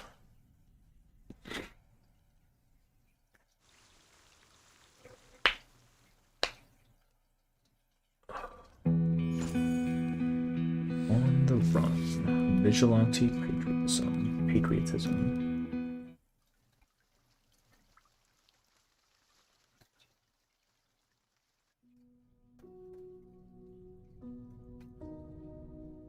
Far from the front, 6 months melt away like water. The freezing trench winters feel like a different life. Her days return to peaceful monotony. Tending the statue, praying day and night. Merciful Father, I kneel before you to beg you to have pity on this world, end this conflict and bring us peace again. Amen. Amen. We must begin preparations, Marianne. Ladislas returns from an errand, hands full, bread in one, a newspaper in the other. What is happening? What? The war will soon come to an end. They keep saying that. The time is nigh for us to undertake our divine mission. Marianne hurries over and takes the newspaper from his hand. Enemies crushing defeat, seeking negotiations, peace in sight, negotiations. God has truly answered our prayers. Agnes will soon return to us. For the first time in a long while, a smile of pure joy spreads across her face. First, we must cleanse the street of those abominations. You mean to say... Seems there is little need to explain. Following Ladislas's gaze, Marianne sees 3 figures approaching the church. They are cloaked in black with accents of seductive blue. Oh boy. Cousin. Fetch thy armament, cousin. Before he even finishes his sentence, Marianne has already raised her rifle. Her instincts fire faster than her eyes. Monsieur Ladislas, Mademoiselle Marianne, good evening. Oh, she has met this dude before, I see. Leave this place. The Tenebrun clan, an ancient lineage of gargoyles. You don't get an arcane bloodline more pure than that. Your clan has fractured through this war, though, and you two are deserters. Oh, hey, yeah, it's the demon. I was wondering when she had met this guy, but apparently she actually did. Mademoiselle, do you recall the soldiers who helped you escape that day? What? It's thanks to him that we were made aware of the exceptional bloodline tucked away here. You long to escape the war, yes? Lucky for you, we know how to end it for good. We're here to extend an invitation. You mean to say... The soldier who aided my escape was one of you. What is happening? Who are you? Oh. Forgive me. I had to have introduced us earlier. We follow the Mother of Resurrection. You may call us... Manus Vindicte. A hand extends toward her, seemingly in peace. Marianne studies the figure. The mask on his face stirs something long buried. basic Menace soldier model. Possibly. But we also know that the one with the Spanish accent was the one who was going around recruiting, like, random, like, higher-ups and stuff. So this could actually be the same dude. 2 hands crossed, lifting or concealing. When she pried the Mauser rifle from the enemy corps, she saw the very same insignia.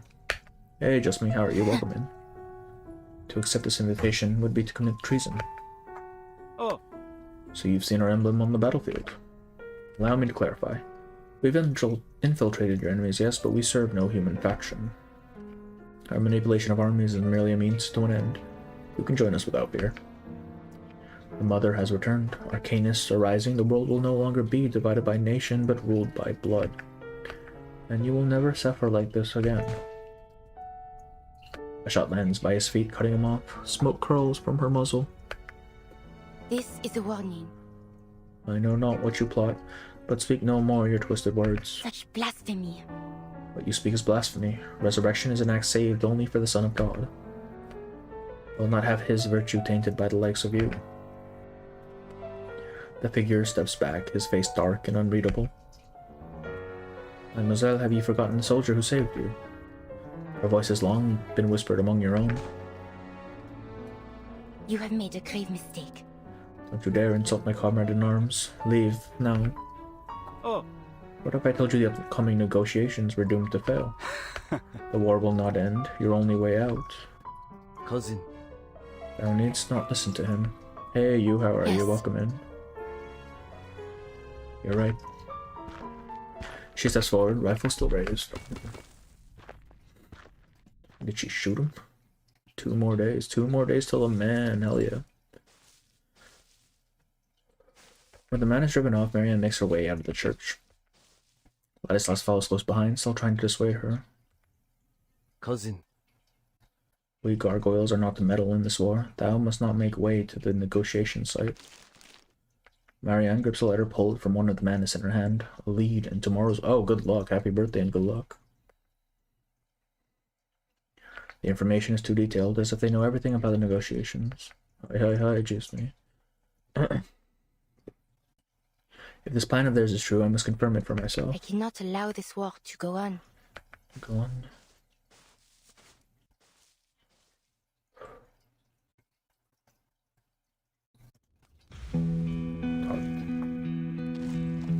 I really appreciate how diverse the Arcanists truly are. For instance, says Elizabeth's team and Sentinel's family are all Arcanists, but interpret Numa and Gnosis. Yeah, I mean, because it's like also through the lens of their upbringing and their surroundings, right?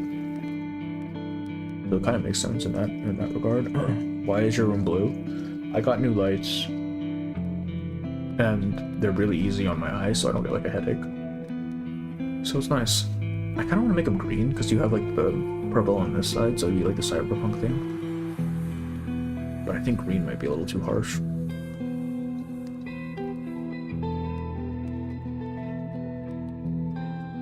Okay, well, we just shelled those dudes, right? Capture enemy thingy. This is what this room doing. I could actually do that. Like, this thing changes color pretty easily. Right, you got that. You got that. Is there green on here? Oh, that's too bright. Oh, that's too yellow. Oh, that's too red. Oh, that's not green. That's green. But I like the blue. The blue is nice. Wow, I was not paying attention. Oh, let's go here. He's part of the... Exactly. Manus has the best strip, dog. We'll send you here. We'll send you here. We'll send you here. Should be fine. Shell these guys a little bit. Operation staff 7.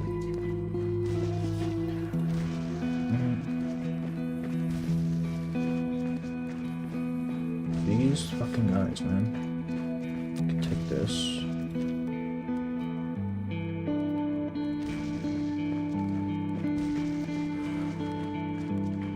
No one going, Jesus.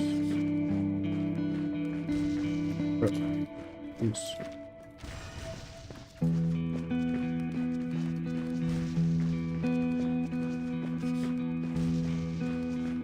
So if we send you here.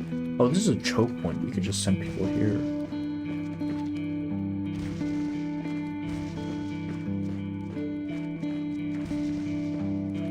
Why is this not sending?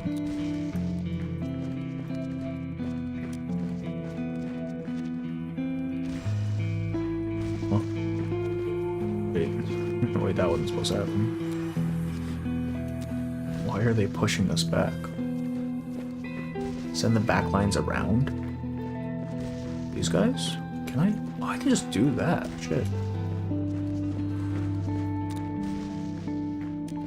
Alright, and then we send these guys over here. Concentrate, because we can't go there, right?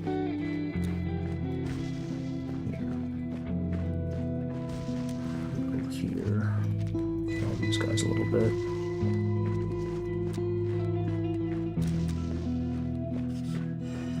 All of the lines, yeah.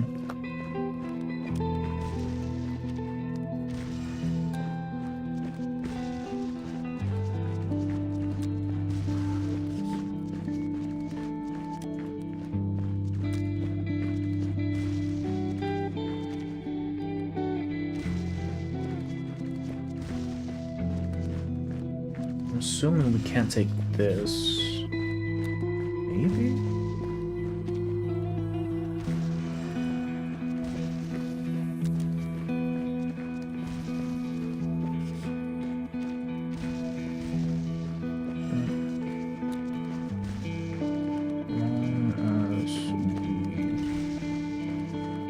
Oh, their fucking tank went. Alright, well.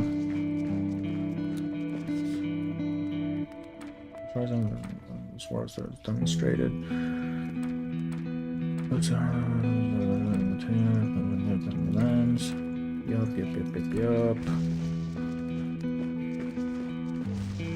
There we go.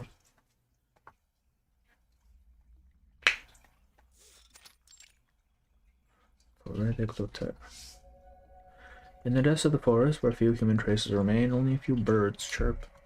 But this column is an arcane illusion. Cross the incantation's boundary and the truth reveals itself. Outside, a crude little camp, a man in a navy uniform whispers to the figure across from him. Will the man they revert to Confederation status, they're sure to reject such terms. Of course. And the war will go on. We'll provide general purpose arcane weapons and support units. There will be no shortage of manpower or firepower. No one notices a statue hidden beneath the branches. Still and silent, she blends in like any stone in the forest. We'll see the results of the negotiation soon. The future you want is already within reach.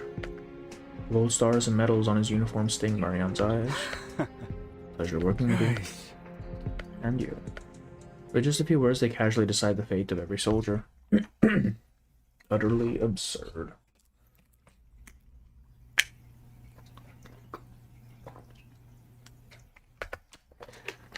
She steadies her trembling hand, takes aim, and pulls the trigger. Ooh. She moves forward step by step, unflinching as shots ricochet off the surrounding trees and guns down every last member of Manus Vindictae. Shoot! Enemy forces. I need to sound the alarm. You have made a grave mistake.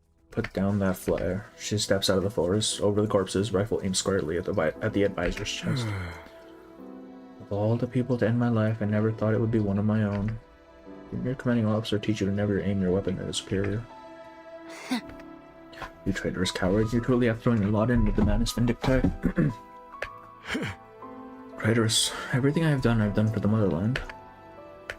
The enemy invaded our land, interfered with our colonies. If we allow them to grow stronger, they will only repeat the shame we suffered half a century ago. We must wipe them out if we are to truly have vengeance. You have made a grave mistake.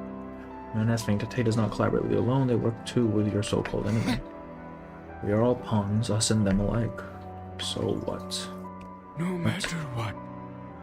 The enemy came to us to negotiate peace. They're begging for it. In fact, even with Manus Vindictae's help, they cannot turn the tide. Why? You truly have made your luck, the devil. Ça n'a aucun sens. Only more must perish before you are satisfied.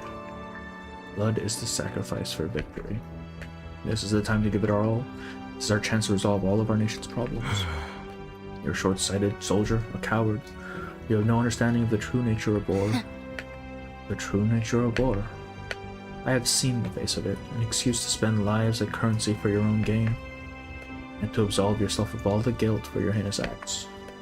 War is not but a tool to exercise your ambition. Tout ça, juste pour toi. You do not fight for the nation, you fight for yourself. And who do you think authorized me to make contact with Manus Vindicte? Soldier, it is you who has betrayed your country and forgotten your duty. You fear death and reject the honor of war. A raven glides down from a distant train car, lands lightly on the officer's shoulder, flaps its wings, and flies off. As expected, they've rejected the deal. Negotiations have failed. So what now, soldier? War resumes tomorrow, and those who carry the glory of our nation in their hearts will be sent onward to crush our enemies. And you? Which will it be? Fight and become a hero, or turn back a coward? No. Finish pulse. The ground shakes violently, her insides burn. Just shoot him, man. Marianne gasps for air. At the end of a dark, narrow corridor, she sees the stone gargoyle receding into the distance. Et c'est la base incomprante aux fidèles. À nous, les gargouilles. We have the gargoyles are guys, we are guardians of faith. Only when this war doth end shall Agnes return to love to us. What immortal hand or eye could frame the cause behind these deadly ends? Agnes.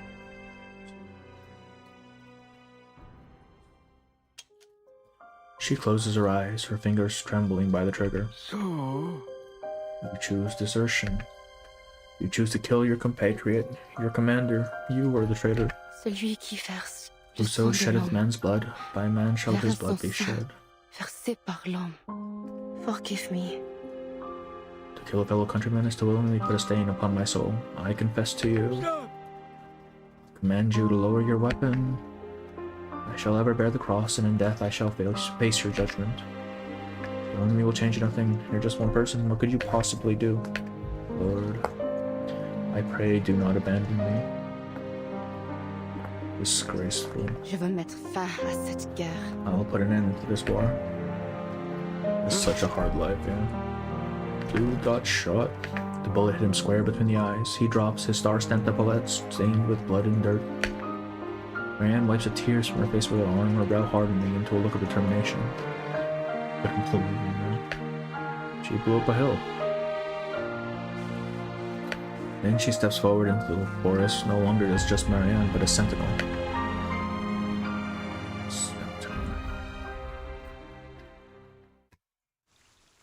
Yep, that sounds about right.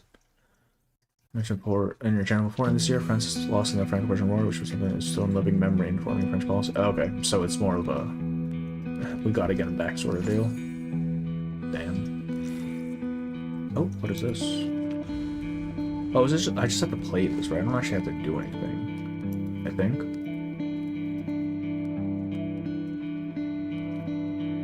Okay, this way.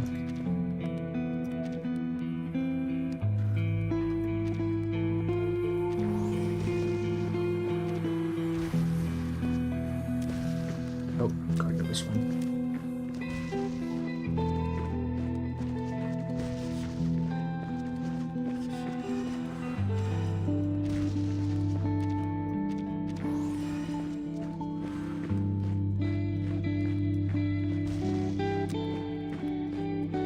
Oh, wait, we go here, shit.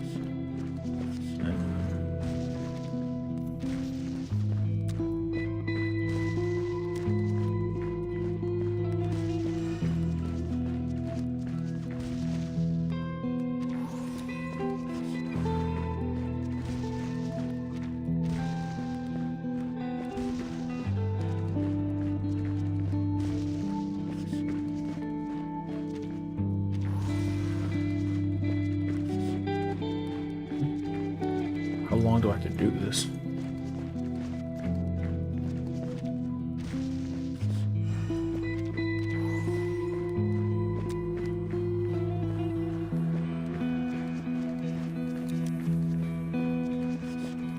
Okay, so we have that now, so we can just leave. Probably some here.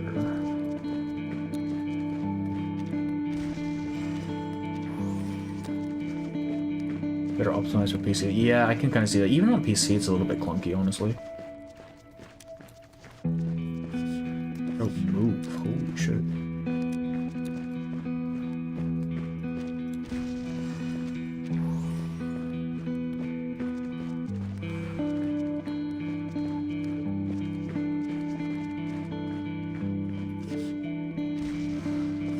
Oh, there's a big guy. Oh, there's a big guy. That's not good. Can this clear out already? Holy shit.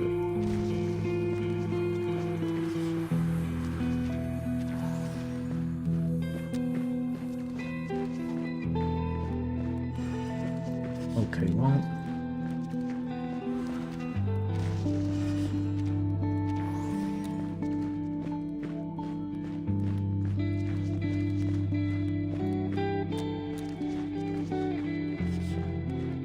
Let me just consolidate forces there.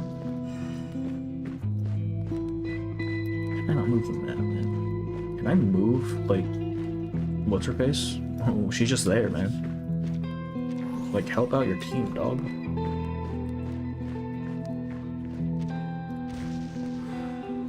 Easy peasy. Claim all. I don't know if I even need to complete that, did I? Oh, I guess so.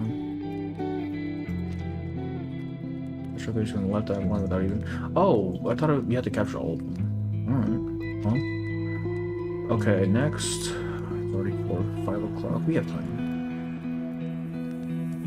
Anecdotes, tenant time. Characters on relationship with beliefs. Huh? Oh, 2 seconds. Yeah, okay.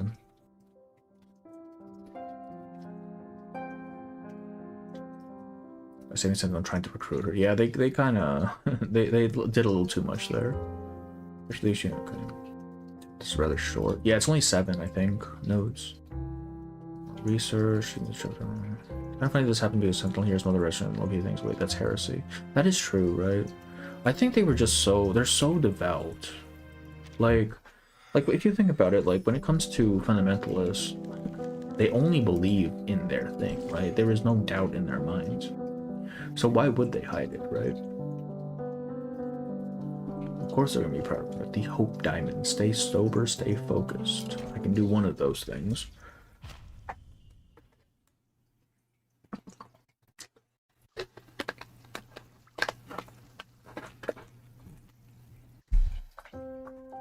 Diamonds. Oh, it's this scene. It's from Mesmer's story. It was in the 13th century when European merchants first re-encountered this fabled gem of things. By the 14th century, Venetian craftsmen began cutting and polishing them to remove their flaws. In the 15th century, Archduke Maximilian of Austria presented a diamond engagement ring to Marie de Vaugeon, marking the first use of the stone as a symbol of internal love. By the 16th century, Antwerp controlled 40% of the world's diamond trade. They maintained a dominant share of the industry even today. Then, during the 17th century, a passionate French gem hunter carried off a massive blue diamond from India's Kolar mine, and after it was polished and cut, he named it the French Blue.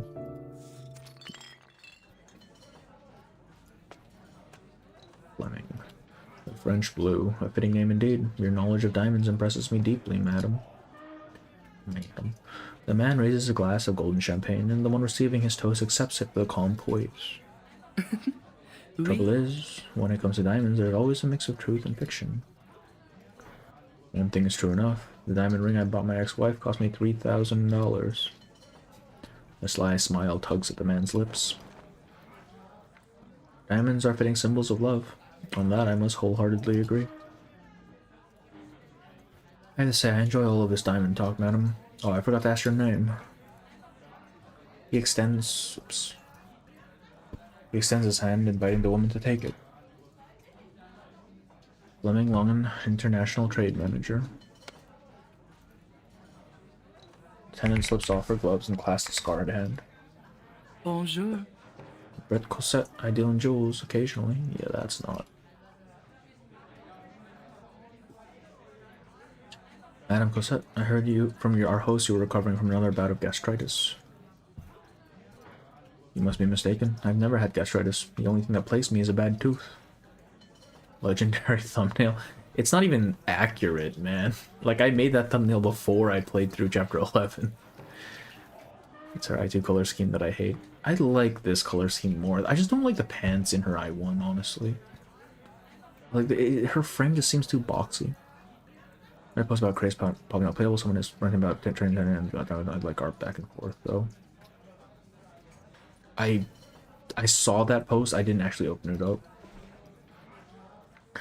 But Mr. Rouse. Also, I posted I posted the new thumbnail I was gonna use for Charon. Apparently people liked it. Fleming narrowed his eyes, thumb rubbing the silver ring on his pinky. After a pause, he downs his champagne. I suppose that must be it. And Zoot Suit's meant to be boxy though. I think so. I think that's the intent. Like especially if it's on like on a woman, of course it's gonna make her look even more boxy due to like how slender the frame is. I just don't like the overall look, personally. Apologies, mademoiselle. I've only just arrived from America. I'm still feeling out the atmosphere. Fabulous. I presume you're seeking new opportunities in Paris, then? I may just be able to make some introductions. Is it true you brought a shipment of classic typewriters along with you? The man tapped his empty champagne glass impatiently. Let me give this to you straight. I'm always happy to make a new friend, but if you're after my business, the answer is no. Might be new here, madam, and you may well be enchanting, but I didn't get this far by trusting dames with smiles as quick and crooked as yours.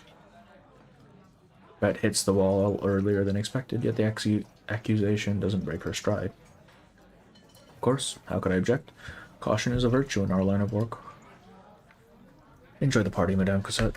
Well said, Fleming. Knowing how to enjoy oneself is a fine thing. A woman in a brilliant blue gown appears at her side. Her voice is soft and sleepy, betraying a growing weariness with the party. The white-haired woman's gaze lingers on Tennant for a long while, but neither speaks. After the silent exchange, Fleming feels a need to step in. This is Miss Adelita, a friend. I invited her to join me tonight. Madame Cosette here is a talkative jeweler. We were just discussing the history of diamonds. I do believe you left off on the French blue. I can only imagine how a gem like that would pair beautifully with your attire tonight, if only it were mine to give. Diamonds hold little novelty for me. The elegantly dressed woman makes a weary show of her indifference to jewels and to flattery. Tennant finds herself at a rare loss for words. Oh, do they not know each other yet? Is this before? Two favorite scammers in this game already met each other. Yeah, apparently. I think you'll find Madame Cosette has a wealth of knowledge beyond the topic of jewels. I'm sure she'll find something that'll take your interest. They're both using fake names, yeah. Alas, I have no interest left to give. The drinks here are too strong to suit conversation. I should like to return to my hotel. Please, madam, it's much too early to leave. The night is only just about to come alive. It's the Hope Diamond. Yeah, I figured as much. All the better for you, Fleming. I wouldn't want you to miss me too much, but all I want now is a good radio drama before bed. Hey, Decaf, how are you? Welcome in. Thanks for the lurk. How about I take you to Leighton Accommodation show instead? Only I've got a matter to settle with Mr. Jerome first. A night wasted on comedy and pawnbrokers? You aren't making a very convincing offer, darling. The man is caught in a clear dilemma, unwilling to leave the party, but loath to see her go so soon. Perceptive as ever, Adelita catches his hesitation. 10, Fleming. I'll wait until 10, but not one moment later. We've got a deal. I'll go see if I can speak with Jerome now and free myself before 9:30. After that, we'll still have time to talk. I'm in here writing this chapter, yeah. I'll be waiting, but only for so long. He turns towards the bar. The arms dealer sighs, first to himself, then to no one, before hurrying off. Tennant wastes little time before following this mysterious woman. Adelita leans with her back to the counter, looking at her expectantly. There we go. Adelita, that name stirs the imagination. Oops. Forgive me, I've forgotten. What was your name? What a fine lady you are. It's no small wound to be forgotten by such a beauty. It was and is Madame Cosette. Bonjour. But if you'll indulge me, Brett is the only name I'd ask you to use. Brett, it's got a lovely ring to it. Adelita's response suggests she isn't averse to conversation, so Tennant presses further. Adelita, I hope you don't mind my asking. Mr. Longman is your travel companion. In the most basic sense. We both recently arrived from the States, but I only just met him today. But allow me a question, Brett. What made you approach him at this party? Truth is, I was told he was aiming to sell submachine guns through the underground. A man like that is often in need of connections, and I am an expert in such things for the right price, naturally. It seems like they just met just now, yeah. If you log in stories about Tennant turning on each other, I think yes. The three have been known to interact. Because I never intended them to be hidden, my dear. Sincerity is a rare and valuable commodity in my trade. Is it now, Brett? I think you haven't shown nearly enough. I suspect you aren't getting what you want tonight. Like a spider sensing its prey, she already knows what's coming next. Tennant tips her hat, and in a flash, smooth as silk, she closes the distance between herself and the white-haired woman. Tell me then, how much would be enough? Tennant whispers to the bartender. Before long, 2 glasses of crimson liquor are placed before them. Tennant slides one towards Adelita. What a fine lady A bloody you sunset. Can I tempt you, madam? Adelita lifts the glass, but only breathes in its fragrance. Oops. Bloody sunset. Brushing off an arm seal. What's he gonna do? Kill her? She's... Wait, no, I'm thinking eternity. I was gonna say she's immortal, but that's not it. I think it was probably the first time they met, but I remember a long story about Tennant scanning someone in terms of yes. Practice the art of listening by allowing others to express their opinion before you make yours known.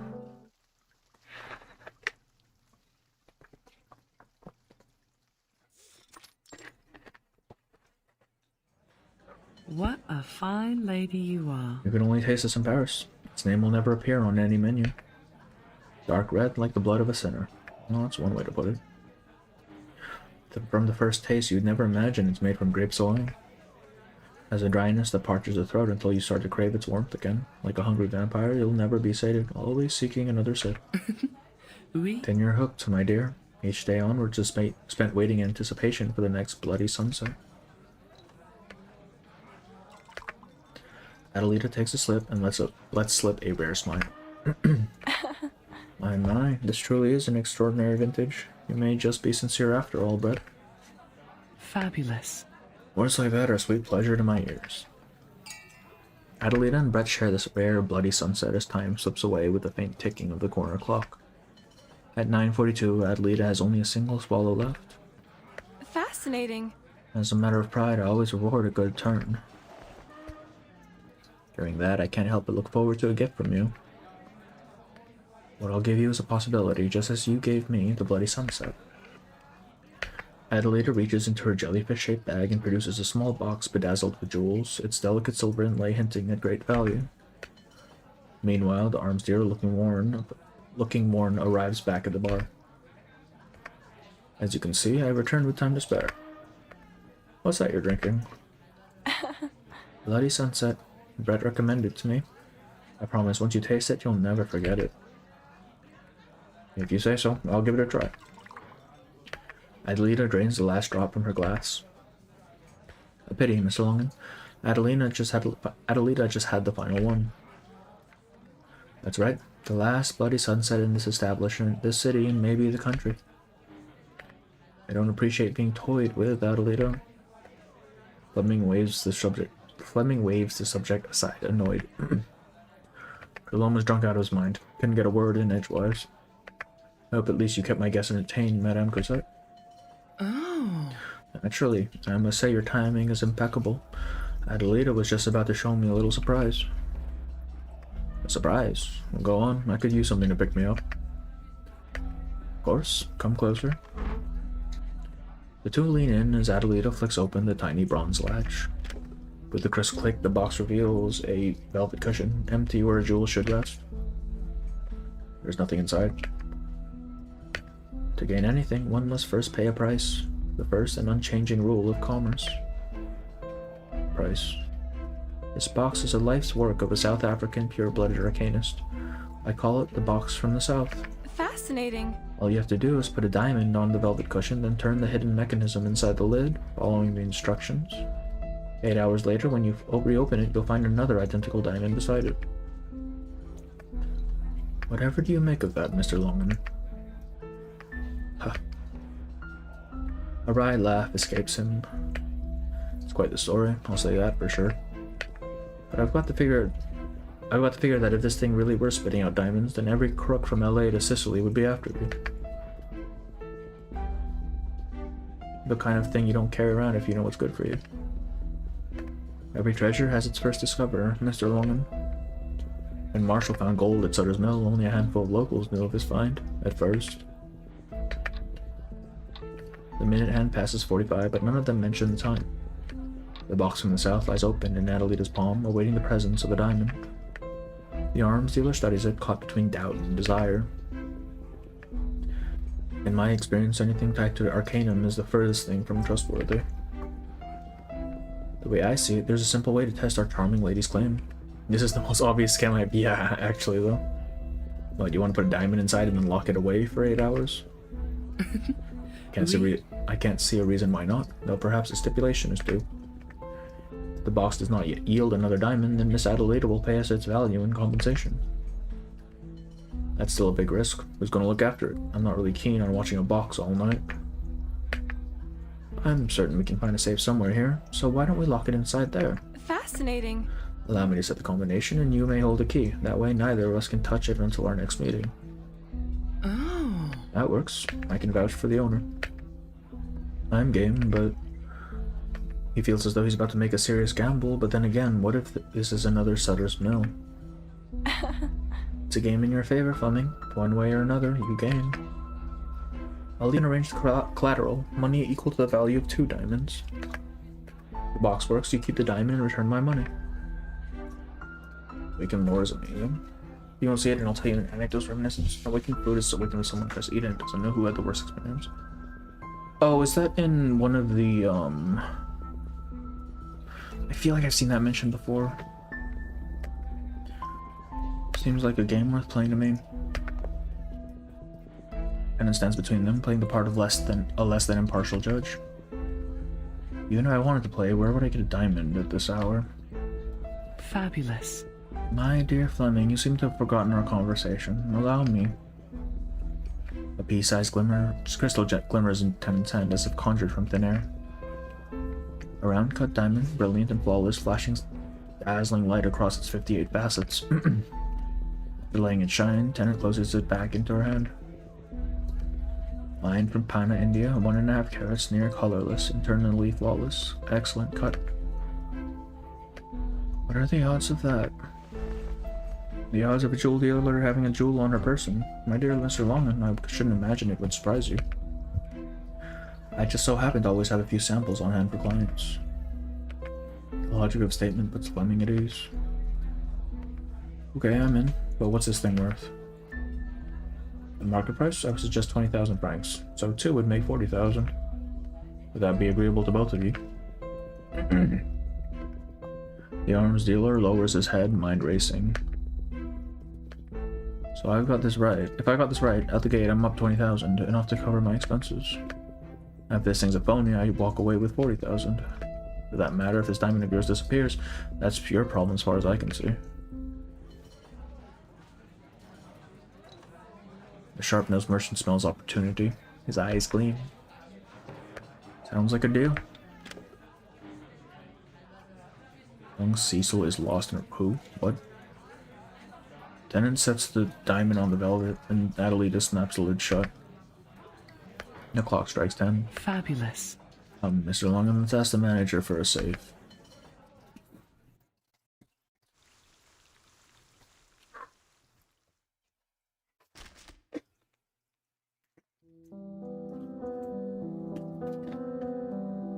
Box from the south.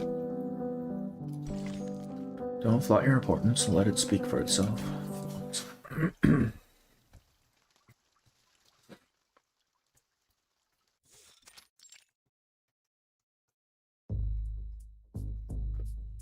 Fleming, where did you manage to find 40,000 francs overnight?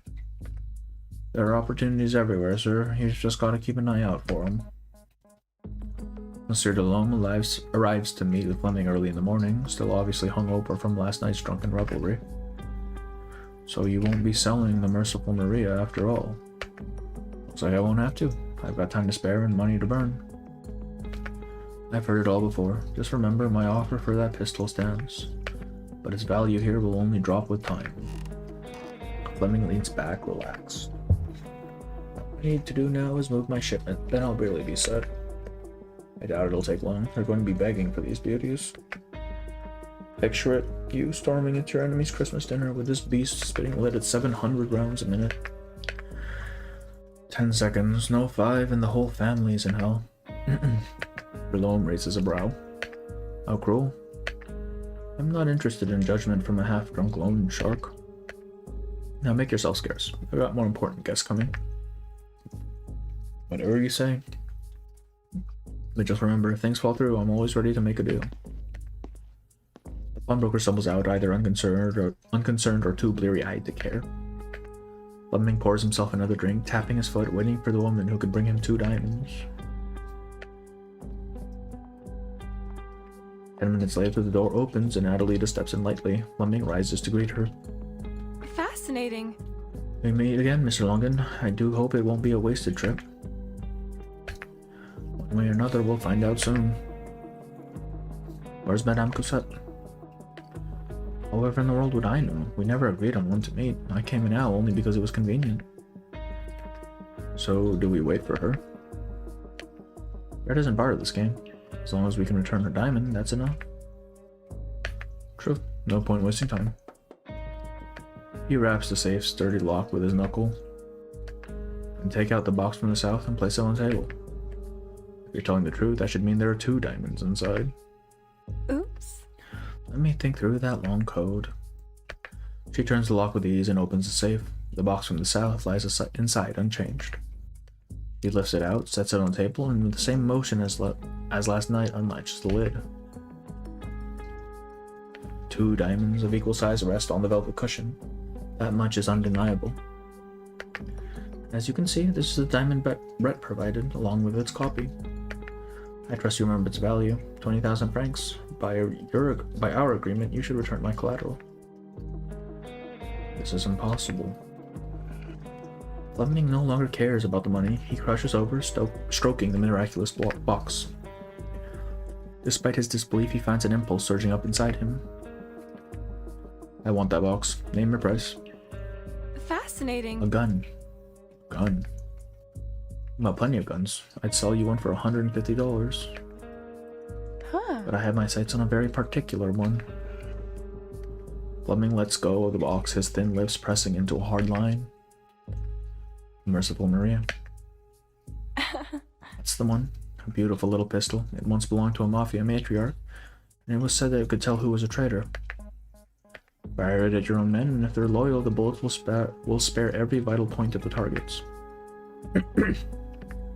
You've heard of it. Huh. Call it a hobby. I like digging into and collecting such curious things. And while I have heard less than pleasant rumors, I personally don't care how the gun ended up in your hands. Hurried footsteps sound outside the door. Moments later, Brett flings herself into the room. Perfect. I'm glad you're still here, Adelita. Brett? You've come at just the right time, madame. Come, take a look. She's deceiving you, Mr. Longan. The box from the south is nothing but a cheap trick. What are you saying? I saw it with my own eyes. Look at another stone, identical as far as I can tell. Though maybe you ought to take a look.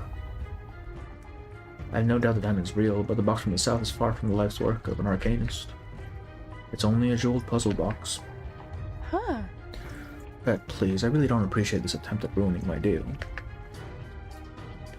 Without another word, Tennant draws her pistol and fires, striking the box lid dead on. Good God. The lid shatters into powder, spilling several diamonds across the table. These diamonds, where do they come from? They were hidden in the lid. All you need to do is turn the spring and one will pop out every 8 hours. From your point of view, it would seem like it was creating diamonds from thin air. It's a clever trick, isn't it? If it sticks stones in reserve, it could make another 2 days before you'd realize something had gone wrong. Have I got that right, Adelita? The startled woman steps back from the shattered remains of the box. I don't really know all the details. I didn't make it. It just happened to fall into my hands. I hate to think you were fooled by this, Fleming. I should expect as clear as day to you now. You investigated it. It was my diamond inside that box. It was entirely in my interest to know its secrets. Fleming glares at Adelita. We're after my pistol from the very start. Her scheme laid bare, Adelita offers no defense. Never meant for things to be like this. I should go. Fleming slams his palms on the remainders of the box, sending small pieces flying off. Go. You think I'm just gonna let you walk out of here? Let her go, Fleming.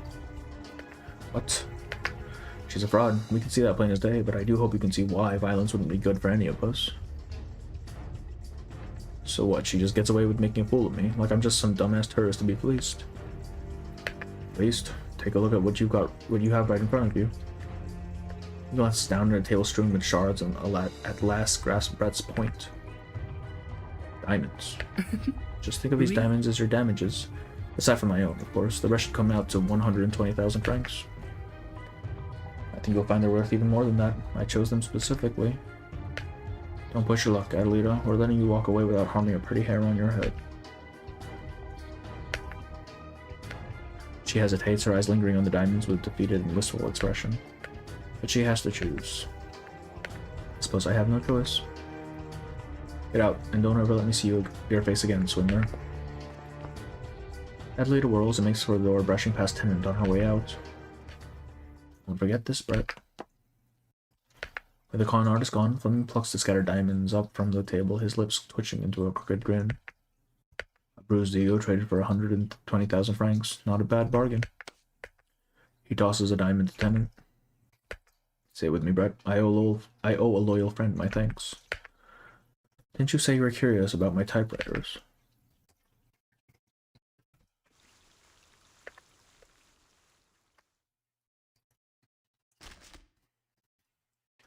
Synthetic diamonds. It's best to offer suggestions rather than commands. Always ensure the other person is allowed to speak for themselves. Alright, give me a moment though before we start this thing. Piss. Share stream.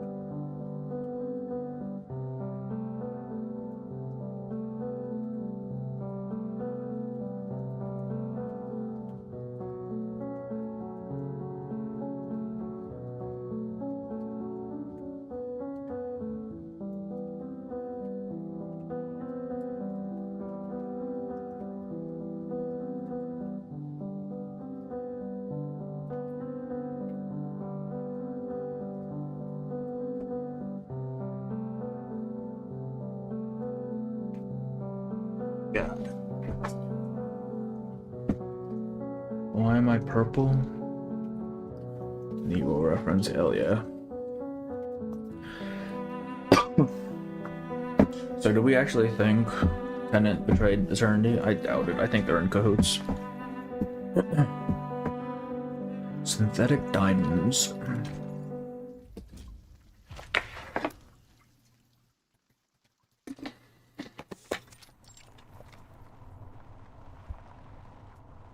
I should have trusted you sooner, Brett. You really saved my bacon back there. I never imagined things could go this smoothly. That client you introduced me to was perfect. My first shipment is already out. I believe my fee was 10% of the deal. Cash. Fleming leans closer, locking eyes with Tennant. I was waiting to see when you'd name your price.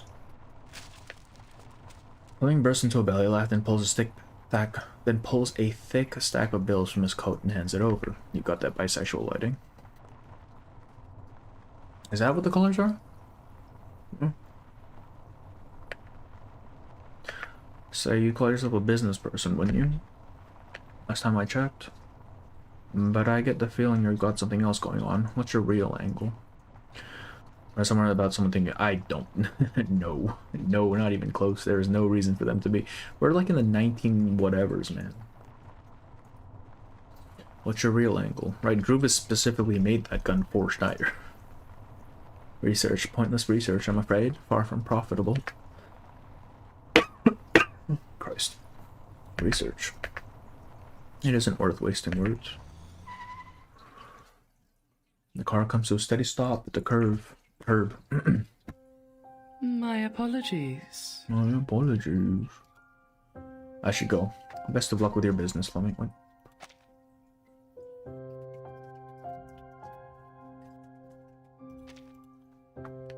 You live here. Do you mind if I were to swing by sometime? Bisexual is a joke in Tumblr. Oh. Yeah, I don't use Tumblr. I don't think I've never used Tumblr, actually. I thought Tumblr was dead, I'll be honest with you. I thought it died like years ago. I'm out, Mr. Fleming. Huh? I have no intention of digging myself deeper into the arms trade. This was just a means to an end. Why am I purple? Brother, does it matter? Does it really matter? Alright, that's just what the light's colors are. Can't I just come by as a new friend? Allow me to stress this. I'm not interested. Not about business, just a drink. Conversation. Maybe we'll find other ways to work together. If you insist, we can go upstairs and talk. The room is nothing like what Fleming imagined. No heavy grandfather clock in the corner, no mounted trophies on the walls, no spacious, luxurious sofa in sight. My apologies. I'm afraid I'm far from set up to entertain guests. This is a lab, not a parlor. You actually live here. In Laplace. That gun was from Rock City, but she modified. Wait, was it? Because I thought they mentioned that a wand maker, specifically Druvis, had to make it so that what's her face could do the thing. Schneider could do the thing. Tennant sighs helplessly and sets the cash she just received on the table.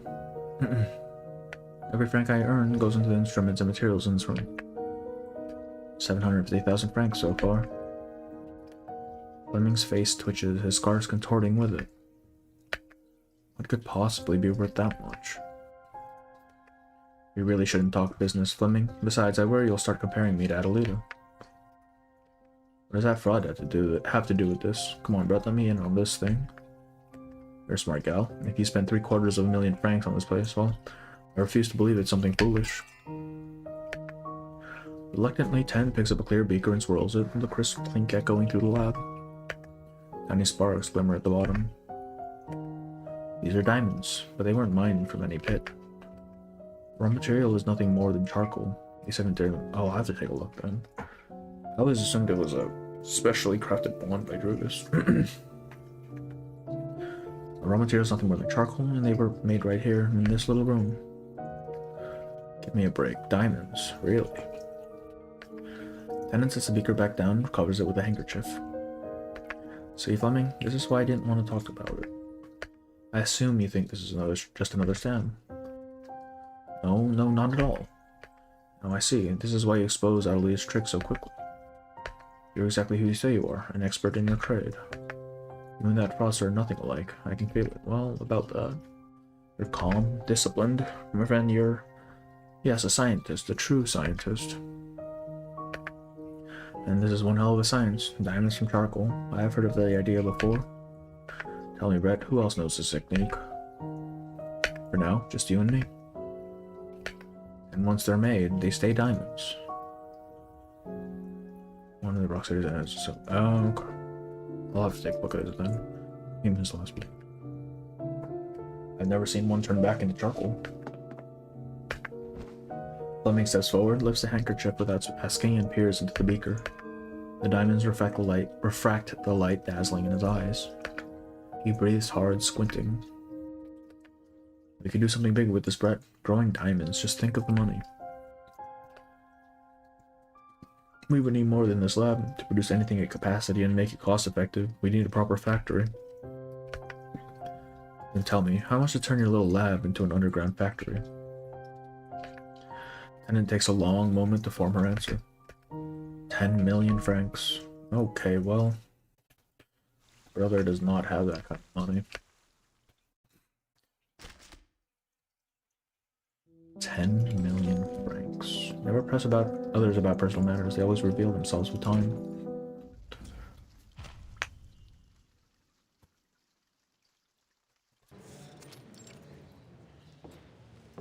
Didn't expect to see you again so soon, Fleming.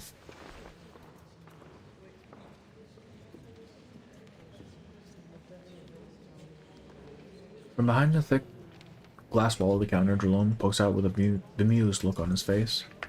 Oh, you just pulled off a big deal. Have you burned through all that money so soon? The fuck is Rock City? It's, Chicago, I think.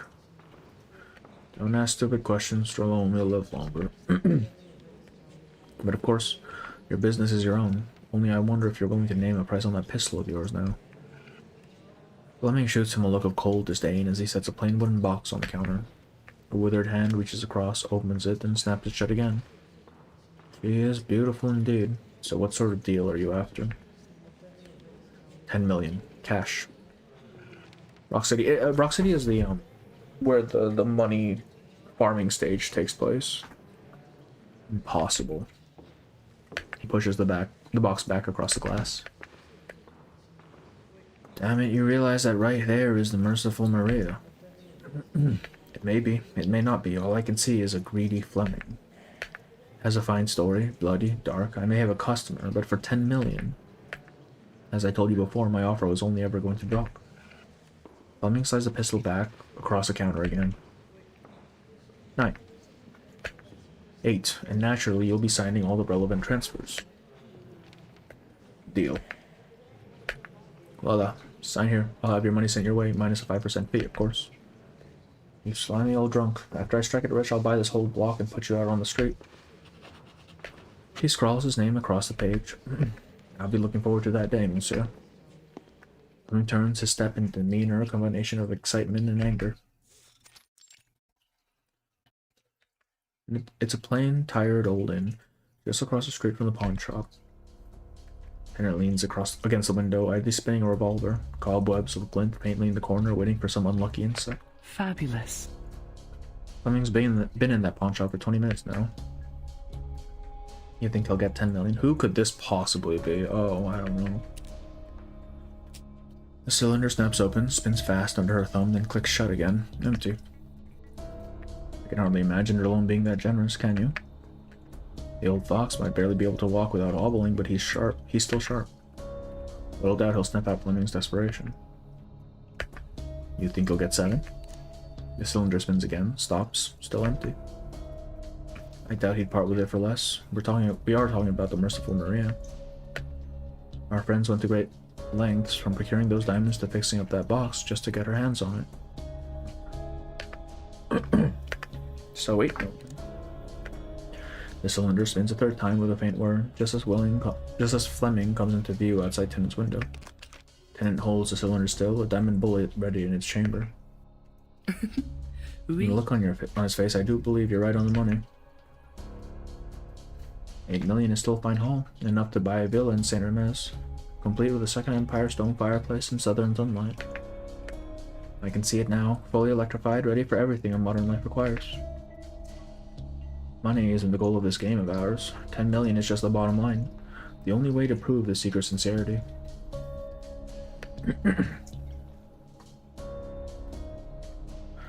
Say what you will about that man, he's crafty. I do believe he'll find a way to gather that final 2 million.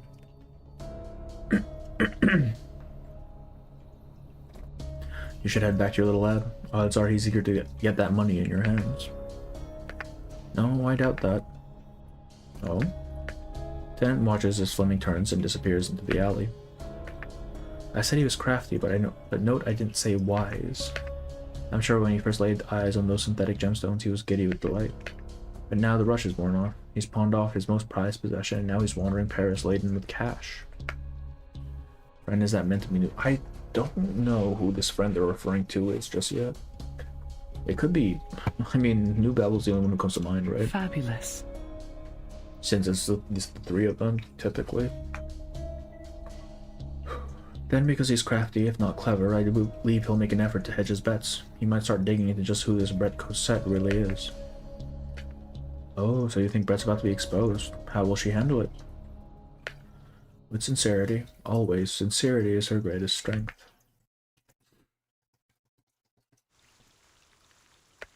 Sincerity, huh? Somehow... British Isle News. Focus on subjects that build longing. Leave great to take hold on its own.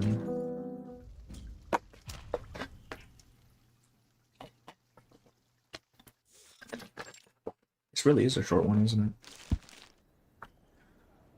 Since the 19th century, scholars have theorized diamonds can be made through industrial means, but human industry still hasn't discovered the technology needed to sustain the pressure and heat necessary to turn carbon into diamond. However, certain arcanists of special bloodlines know another path to creating diamonds. Sir Lawrence Tennant, a British colonial officer in India, was able to use an arcane skill to turn charcoal into diamonds. And his sole daughter, Ada Tennant, inherited the same fraudulent craft. The rest is a series of criminal accusations against Tennant related to diamonds and a brief mention of his daughter, Ada Tennant. Well, I didn't think we'd actually get Tennant backstory in this one, but alright. Fleming sets the papers down, his face dark as he stares at the private detective in the passenger seat. A clipping from England. That's all you got for me. I paid you to investigate Brett Cosette, not some missing charlatan. Sir, I think this is more than enough to provide the answers you need. I trust you recognize the details in this report. An unidentified fugitive woman in the arcane skill that turns charcoal into diamonds. The detective gave him a pointed wink. You're saying Brett Cosette is Ada Tennant. I would say the evidence is clear, Mr. Longan. No one but the Tennant family knows how to turn charcoal into diamonds. That's all I've got. I need to get going. I have other clients to attend to, you understand? He lowers his hat and leaves the car. Fleming leans back in his seat, his eyes drift up and lock on the car's ceiling. He needs a drink or a cigar. Both, maybe, but neither could be found in this car. Very nice call, but yeah. Her one about her dad getting arrested. And he slaps the driver's shoulder hard. Cosette's, Tennant's. The door flies open from a weighty kick. Tennant. At the far end of the room, a woman leans out from behind a row of equipment. You seem flustered, Fleming. I hope you're not in any danger. Maybe Blue Puck forgot about Rocksteady because it might not even be that they forgot. It just doesn't matter, right? I'm assuming it just doesn't really matter. Like it's a piece of world building, but not all world building really needs to be expounded on, right? Danger. You are the danger. That's a Breaking Bad reference. You're not Brett Cosette. You're the daughter of an old fraud. Ada Tennant. He slams a newspaper clipping down on the table. Tennant arches a brow and strolls to the table. She grabs a newspaper with a casual motion. She makes a play of scanning over the words once, twice, then tosses it back onto the table. Suppose you had a good reason. Still, I hadn't expected you to hire someone to dig into my past. My apologies. Oh, well, there it is. Fair is fair, Mr. Longman. I am an Ada Tennant. Fleming is speechless, half stammering, as if he had still hoped she would deny it. So what about it? What do you mean? You deceived me, and now you say, so what? You swindled me just like that fraudster, Adelita. Is that so? What have you lost, sir? Have I taken every single franc from you I hadn't earned? Unconsciously, Firmin rubs the silver ring on his pinky, replaying every detail since he'd met this Brett Cosette. Brett exposed Adelita's trick with the box from the south, leaving him with several real diamonds. Apparently one player on Reddit got confused and thought that Lawrence... Okay, well, I think that's a bit of a stretch, damn, that's crazy. It's not even... Like, you just have to read, what do you mean? It's not even hidden. Brett held him close, a lucrative deal, and the commission she took was fairly earned. As for synthetic diamonds, Brett never tried to share that secret. I admit I am not Brett Cosette, but surely you can see why I might use an alias in our line of work. As for Sir Tennant, it has been many years since I last saw him. I can still recall the weight of the massive diamond he placed in my hand, but we're far from close. I never foresaw those clear, glittering stones would bring such hardship for my family. She lifts a sharp, pear-shaped diamond and closes in on Fleming. Wait, stay back. What are you doing? Some taste deeply confused me. You have to understand, Dan. Gotcha players are illiterate. Tennant holds the diamond before his eyes and lets go. Instinctively, the arms dealer catches it. The 100-carat stone tumbles in his palm. That is the largest diamond I've ever produced in this lab, but even its size falls short of what my arcane skills can fake. And spreads her hand wide, drawing his gaze to the countless synthetic diamond machines around her. If I truly meant to turn charcoal into diamonds with my arcane skill, then what use would I have for all this equipment? I refuse to walk my father's path, Fleming. The arcane skill would only lead me to the same fate. Ruin, exile, stripped of name and honor. So in this setup, what's the difference, really? The diamond in your hand was made by theory and precision instruments. It's a product of industry and science, not arcane. Like a soda from a bottling company or a bit of canned beef, abundant, mass-produced, bringing vast wealth to its maker. For a moment, Fleming freezes, brow furrowed as he stares at the stone in his palm. Brilliant, flawless, impossibly hard, indistinguishable from the real thing. Keep it. Even the sharpest-eyed jeweler in the world would tell you the stone is identical in composition. Ugh, excuse me. Take it as compensation for my little deception. He presses the pear-shaped diamond against the metal frame of the chair and scrapes hard. With a shrill screech, the groove etches into the steel and the diamond is untouched. And what do you plan to do now? I'll send you flawless stones regularly so long as you keep this operation secret. Then I'll keep the building capital until I can raise a factory and the network of distributors, then earn even more. What's worth pursuing other than profit? Profit. His fist tightens around the synthetic diamond. You aren't wrong. I underestimated you. No, in fact, I'm beginning to admire you, Madame Tennant. I can tell deep down we're the same kind of people. Well, whatever do you mean?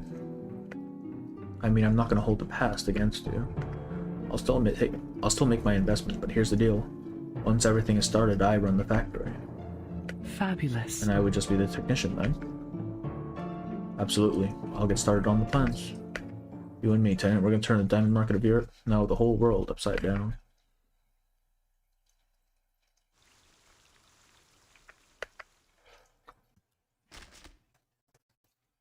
Merciful Maria. Always keep things nice and tidy.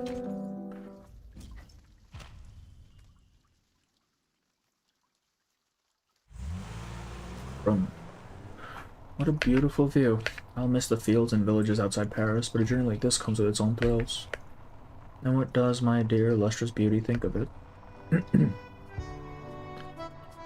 Journey is still appreciating her newest addition, the Merciful Maria. Rare, dazzling, gaudy in its power, priceless in appearance, and acquired at nearly no cost. Please don't blame Merciful on the spot. Brother, he just wanted too much, man. Don't expect too much of me for now, Brad. A trip like this always leaves me sore and tired. I'm in no mood for it anymore. I don't know if this is the first time they've met then. They clearly planned this all out, so they've known each other, it seems. Have you taken a liking to that name? Shall I go by Madame Cassette a little longer for you? You know how I crave novelty, Ada. Like that bloody sunset you treated me to.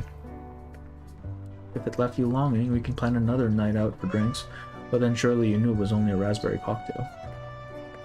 A lovely way to signal our little conspiracy. Memorable, fun even, wasn't it? Neither of us imagined we'd cross paths at that party with the same goal in mind. But just look at the surprise we crafted together. This was truly an unbelievable gift, Ada. All I really paid was a few lies and some diamonds destined to turn back into charcoal. All you ought to be, truly you ought to be thanking our dear Mr. Longman. I'd call that a happy ending. Oh, don't forget one more small cost. My box from the south stuffed with diamonds.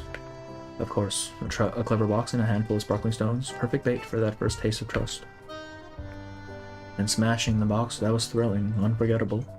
I'll cherish this little performance of ours forever. It was a true stroke of brilliance to bring in that detective. Every single angle accounted for.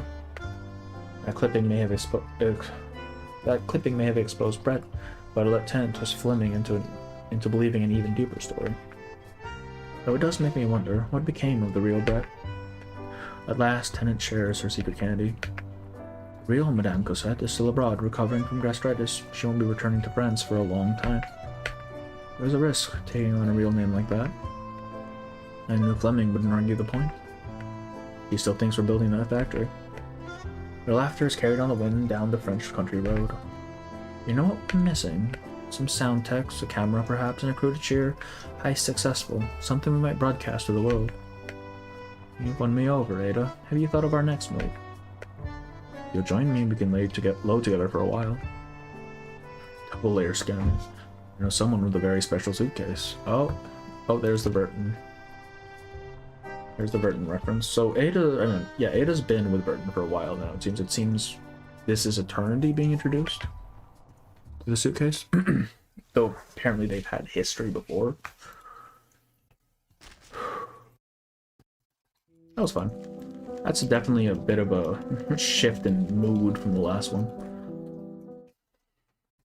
Detective wasn't on this. Yeah, Fleming got played like a goddamn fiddle, man. That dude he was cooked from stage 1. Every journey has its challenges.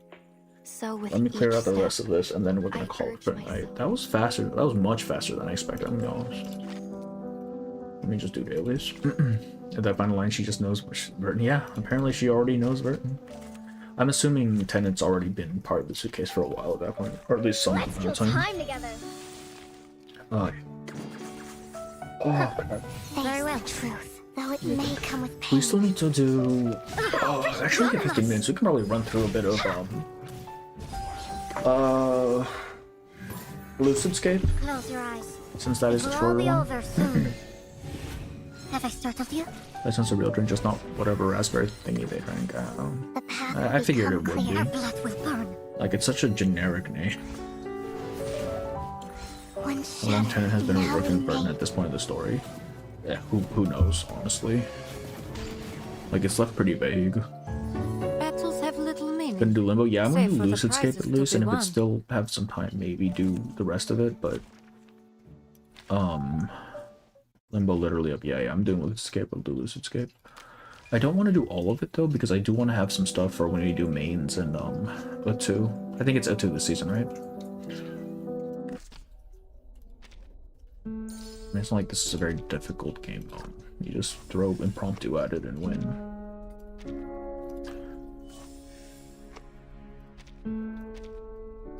Alright. What is the recommended here? Okay, we'll just take Blood Tide then.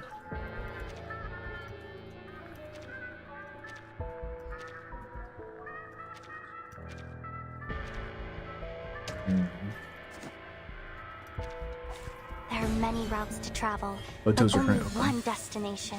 At some point, the entire two guys will come together for Tennant's stories about schemes, maybe throwing some of Leslie's becoming advisor. I hope I can. Yeah, I hope so as well. I'm like okay in terms of funds. Could be more though. It can always be a little bit more. Sensing their thoughts. That was certainly a choice. Agreed. 10, I guess. Taking a peek inside, the path will One become of them, clear. Tennant gets her Ocean's 11 to try and scam Arcana or something. Okay, I feel like Arcana is just too big of a mark, honestly. There's not a chance in hell they're gonna do that. Maybe like some Annis, some high-ranking Annis or something. Because I don't really know who else would be like a big enough target to be worth a whole Ocean's 11 montage. And Lemon Cup could have been Ocean's 11, but they botched it so bad. I hope you like us. Sensing their thoughts. Oh, whoops. I should have debuffed first. Do I care enough? Probably I not. hope you like a Let's do it splash of anyways. red. Wear gloves. Taking a peek inside. Take it easy. That one. Get my current Discord storage spoilers from Close your Java eyes. first. It will all be over soon. It's cold. There's story spoilers.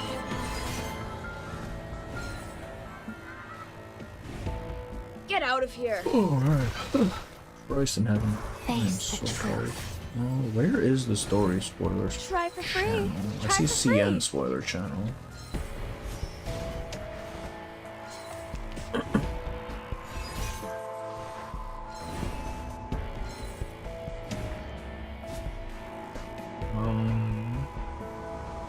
Let's do that. Sterilize. One. Or two. Reset this actually. It's kind of dookie. We need a bit Wear of a gloves. heal here, I think. Sensing their thought. Taking a peek that. inside. I think she still has the buff. Agreed. Freaking dumbass.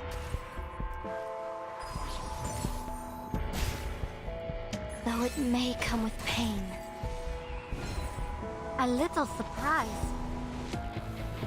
Oh, story spoilers, here it is.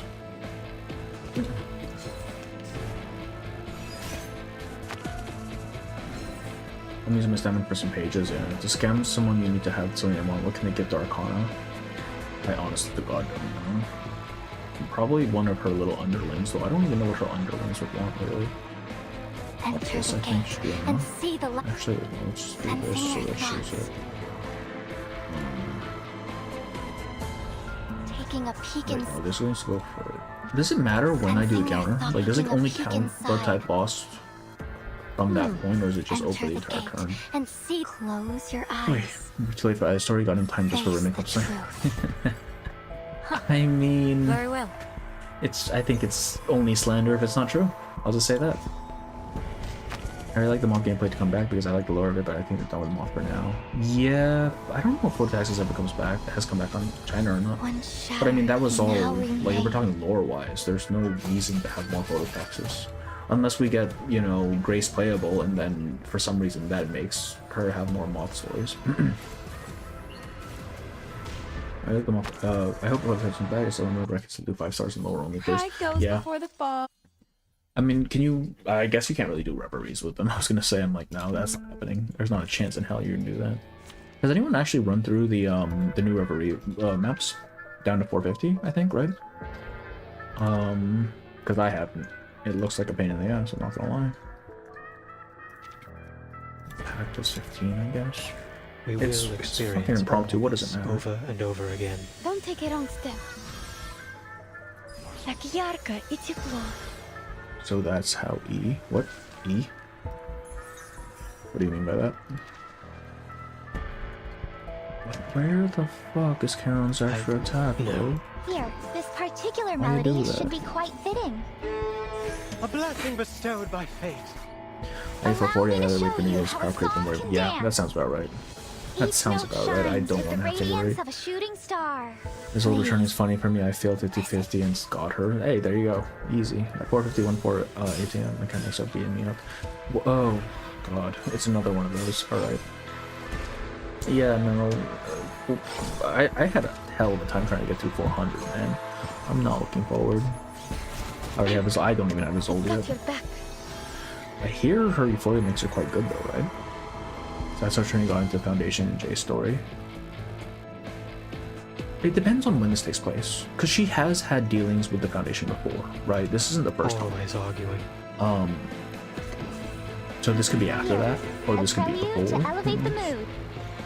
Or maybe take a deep breath. All Oh, yeah, jeez, I keep getting Kakania dupes, it's kind of annoying. Kakania and 37 are the ones I keep getting dupes of, it's really dumb. Result from randomizer. Man, the randomizer gave me another Lilia. What the fuck? Let me help, please. 450 was ass. Yeah, that sounds about right.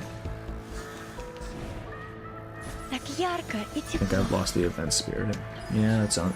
Yeah, I mean, like, it's gameplay stuff. Like, if you're not too into the gameplay, like, you probably wouldn't find it too interesting, Particular right? melody should be quite fitting. Hold your breath. Surely this gives me enough to just kill. Okay, I guess we're doing 3 counters here. For everyone. At least these stack. Like, for me, gameplay is fine. Like, if I can get myself into a mindset where I'm actually playing the game and not just doing story, then I don't mind spending a couple hours doing stuff. It's just getting into that mindset is a pain in the ass. I did 365, I still have to open it though. Oh, who are you? Is 365, is that random or do you get to choose? It's random, right? Who are you hoping to get? Some teams are strong enough to beat 400 reveries under level, so far Marcus. Yeah, I mean Marcus now is pretty good. I still don't think it's like super strong or anything. I don't know if Argus's Euphoria changes that or not. But like it's strong enough, I think. Start to become a chore or not. Yeah, exactly. Like if it's at a certain point, if it just becomes not fun to go through, like is it really worth whatever amount of materials you get from it? Like Pototax doesn't even need clear drops, man. There's no reason to run it if you don't want to at that point. Here, this particular melody This should be kill. quite fitting. Oh, I thought we were done It's with called we have still Rumble one more of the step after this. Cosmos. Enjoy. When I opened, I think I got a Sotheby Duke when it first came. Stars. That's well, okay. So I've heard they are updating Euphorias on CN's side to include changes to portrayables as well. So I've got your back. so it could mean that dupes are actually worth something now. Like if the upgrades are significant enough. Road dropping tools. I thought it was the last stage. I wasn't paying attention. Here, a prelude. This particular melody should be quite fitting. That's massive. What we've been searching for. Even the morning star Funniest thing about listens Forbes is not also on you for Marcus and Gilla. Listen up. Okay, so it's not balanced around them, but it works. Hell yeah, that's good. I have a built Marcus. It's a good. I think it's a good change. Yeah. Like it's always like I have Voyager at P2 and it's fucking useless, right? Maybe when she gets it, it'll be useful. She'll be useful. The portraits will be useful. I low-key got filtered. Oh, brother, I got filtered hard there for like 3 days straight. Like I was sick when I was running it, so I had time to just run it ad nauseum until I finally got it. It was still the most pain in the ass shit. I swear to God. I've got your back. 452 was made for Marcus. Okay, good. Good, I have Marcus. This one, does she have it? Still she does. Now for tonight's grand finale. This particular melody should be quite... No, we do this one Always first. arguing. Now for tonight's... It doesn't fucking matter this because particular this thing will melody die. should be quite A fitting. blessing bestowed by fate. This piece Also, is Zol's called banner is now Rumble almost of the a scam. Did you get her Cosmos. guaranteed from Enjoy. Euphoria banner? Oh, really? But just don't pull for just don't pull for his own. I mean, it's not like she's Each note great right shines now, with the right? radiance of a shooting star. So you can definitely wait. Plus, her new skin looks really nice. 400 meter sucks. 401 is just, do you have impromptu? Yeah, 400 M1 I built the Yue specifically for, because apparently she was the the silver bullet for that fight, and it still took me forever to get through it because I'm just bad at the game. Yes. You know, it's not difficult. Not will be in 500. Wait, do they go to 500? I thought it ends at 450, right? Still waiting. Yeah, still waiting on Spathadia. Yeah, I mean, Ezra got one. What the hell, man? Though I guess since they are kind of revisiting Burn, I think she'll probably be getting it. But there we go. She'll probably be getting it, right? Soon.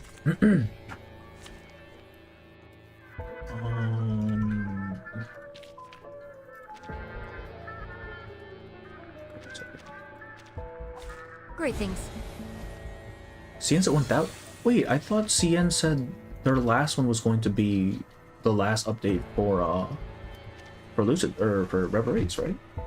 That's what I had heard. Is that not the case? Sensing their thought. That was taking a peek in. Agreed. Close your eyes. I have 400. Which one is 403? Is that the one with the Razor Squad that keeps multiplying? trust me. Because if you It won't have hurt. Eternity at Euphoria 2, you can do it with Blood Tithe mechanics. Dumbass. Because they die whenever you whenever you lose health, or they take damage whenever you lose health, rather. 500 and then it goes infinite. Oh, it's endless. Okay. Oh, the cat. Brother, the cannon. I saved my impromptu team for the fucking cannon. There was not a chance in hell I was making it without it. I hope you like a splash of red. Like I did not like that fight. That fight pissed me off so bad. Handle it gently. Take it easy. Close your eyes. It will all be over soon. No shot, they don't anymore. I had heard that 500 was the last one, but I guess after 500 they just keep going.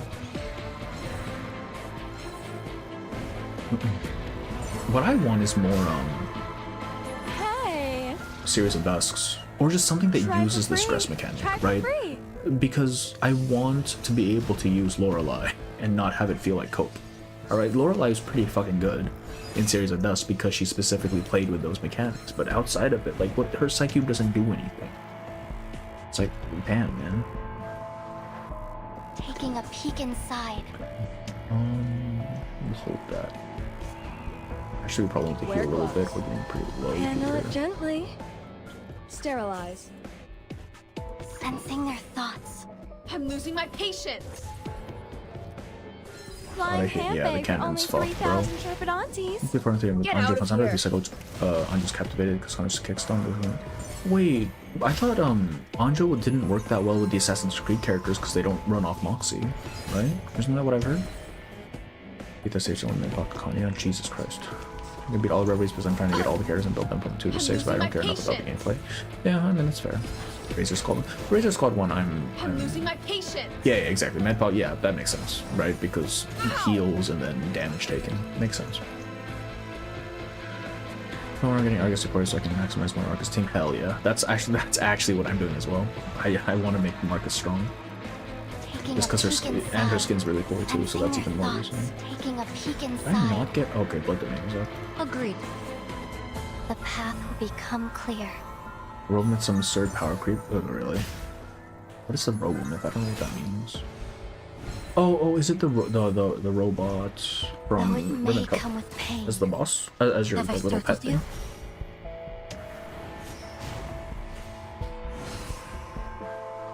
Brother, why did you not die? Are you fucking kidding me right now? I hope you like us. Give me some Nautica shit, bro. I hope you like it. Sensing their Agreed. That isn't even helping anymore. I hope you like a splash of red. Agreed. Taking a peek inside. Close your eyes. It will all Is be Euphoria over theory? Yeah, soon. Euphorian skin. Her skin looks cool as hell, man. Anja bonded with Lucy because okay, that makes more sense. Syndrome Silence. I know they have another mode-like series, but does it still use a stress system? Because that's my main thing. Like, I want to use Lorelei, and she's there primarily for stress mechanics. Which, if it doesn't have it, then I can't use it. There's already a actually no, just pop Enter this the shit, man. gate and see the light. Take it easy. Handle it. Take it easy. Makes her really follow up team. My And the two of the child, creatures here's might something be fun gonna for get you. garment from Angel. Yeah. That garment looks so for free. nice, man. Try Like for those free. colors, the green on the pink. Oh my god, that's so good. Time for the level of Colabana changes. Yes, I am so happy Colabana actually is good now. Especially since I have her at P1. God damn it. I'm judging by the Robomyth either. I have only Resonance 3 Lucy. Robomyth did all the damage on. It actually does damage? Damn, that's crazy. Because I always assume they're just support shits. I've been there. Alright, last one, then we're going to bed. 6:03. Oh, it's over here. Embrace the radiance of the stars and their rapturous Then we have cheers. to do a 2 next time. Well, I mean, I'm assuming Charon is going to be standard time, standard length, so we could probably just squeeze in some, either a 2 or mains or something. Did I skip? I put like 20 rolls in, but I don't have the funds to be just rolling willy-nilly and stuff, and A prelude I to need elevate Charon the more mood. than I This need is truly Sentinel. what we've been searching for. We need simply rely on the Right, like my blood microphysics type of power. already does Each enough note damage. I don't shines with need the more radiance of a overkill, right? shooting star. Overkilling by 1,000,000 is, and overkilling by 2,000,000 is not really gonna matter. And people clearing 450 with only Sotheby and the new robe, that's crazy, dog. Okay, so it's a little bit overtuned. And Dream of Gargoyle Girlfriend. Yeah, I don't have that one. I hope I can get Karen Robuska. Robuska looks fun, just as a character. Don't take it on. I don't know her shtick though. I'm not too sold on Corvus, just because she looks really plain. But I imagine her story is going to sell me on her, so fuck. You still on that? Yeah, we're still Here, maybe take a deep breath. Stars. The Royal Eyes underrated. You know that you can have all three. You can have all three effects, yeah. Let's follow I don't even know how across the significant her Milky buffs Way. are in relation to like other character buffs. So. Goodbye. Oh, if it is so sharp, move it all. I mean, that's a good banner pull. I see, I have Karen Robuska skip Corvus. Well, from what I've heard about Corvus, is she's basically side grade to Lucy. In the same way that Regulus is side grade to Voyage or Impromptu. Just from what I've heard, I don't know if that's actually true or not. But if that's the case, then I don't feel too bad about skipping her. Don't take it on step. Broom Dynamo. I really want Broom. She looks cool. I actually like Broom's design more than I like Matilda's mother, Beryl. Like, it's just a more visually interesting design to me. Even if Beryl is more like elegant. This particular melody should be quite fitting. You know, I don't think we need to pop that just yet. Always arguing. Here, a prelude to elevate the mood. All forms of power at your fingertips. Even the morning star listens intently. And I still have the shards, I didn't need it then. Oh, why are we poisoned? Don't like that.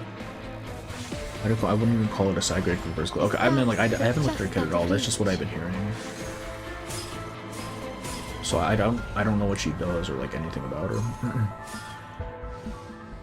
I know Burn's coming back, but it's getting split up between Dynamo and the follow-up. It makes sense in my head, right? Because functionally speaking, Burn and Poison are just DOTs, right? Why have both? Like at that point, you might as well just have Burn be a sub theme that slots into other stuff instead of just having it be its own thing. Because like, This what's the particular point? melody. Right, it just burns, man. He'll know what to do. Unless I'm forgetting something and there's actually like additional reason to use Burn over Poison. Listen up. I like that painting lady. I hope she. Wait, who's the painting lady? What are we talking about? Stars. Is it a new character from 3.2 or something? Because I've only seen the two playable characters.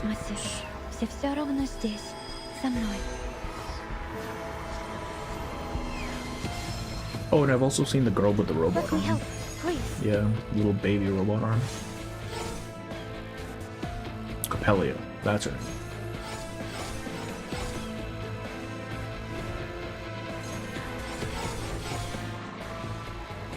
Just kill him. Just kill him.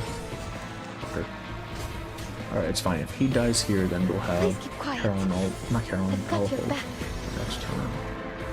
Don't take Oh, it on what step. is this lineup? The first time I saw... I don't know if I'm even supposed to be using it, her ult, or if she's literally just here for shields. But I mean, it's there. Might as well use it. Give me an extra attack, god damn you. Always arguing. Always arguing. A symbol of beauty. Now pretend this particular melody should be And hopefully quite this fitting. kills so we can take the Sultan next turn. All forms of power at your fingertips. She's a Manus NPC in 3.2. called Corellia, Rumble yeah. of the Cosmos. That's what I figured. I mean, I saw her little title card thing, and it was Manus, so there you go. Yet another one that probably won't be playable for a very long time, if ever. Meanwhile, where the fuck is Grace, bro?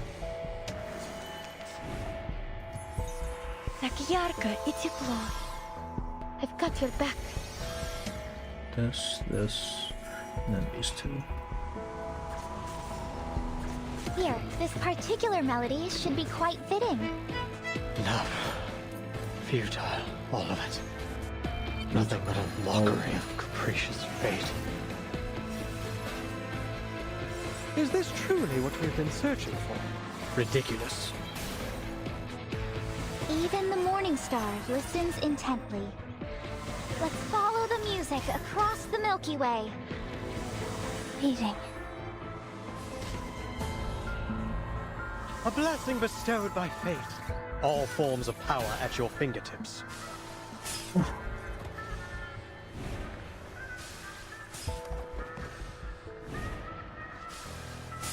Yeah, this is the only part about impromptu in this mode that annoys the hell out of me. That it has to pause every time someone dies. Painting Lady is basically a Picasso art piece. Oh shit, okay. It's kind of fun. That's what I'm saying, Ethan. This thing just targeting everything and then pausing every time is annoying. Don't you have... I have Ezio. I actually haven't used the Assassin's Creed characters like at all. Primarily because I don't know how that team is supposed to work. And I just never bothered to find out. How would you feel if Miss Grace Strange is playable, but her giving slowly copying another character? Don't take a wrong step. That'd be kind of funny though, wouldn't it? Just have some, like, I'm pretty sure you could do some really stupid shit with double of a character in a team. Always arguing. Here, hold your breath. We need simply rely on the microphysics of power. Allow me to show you how a song can dance. But only for an instant. I feel like I should be bringing Regulus to this, shouldn't I? Because Regulus is single target, right? Is that what her thing is? Or is it Voyager who's supposed to be single target? I don't remember who does which.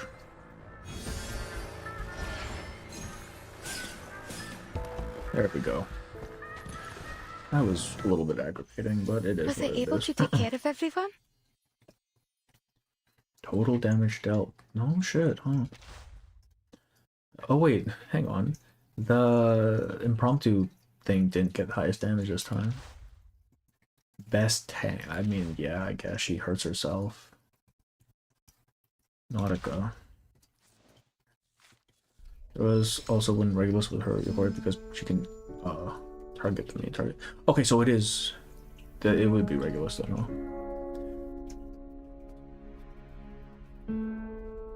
I just forgot to switch her out. I see Cassandra Brimley for funny kick spam setups. Okay, as it was just like there's hard money. Does it work well? The Cassandra Brimley thing? Like, surely it doesn't stun on every kick, does it?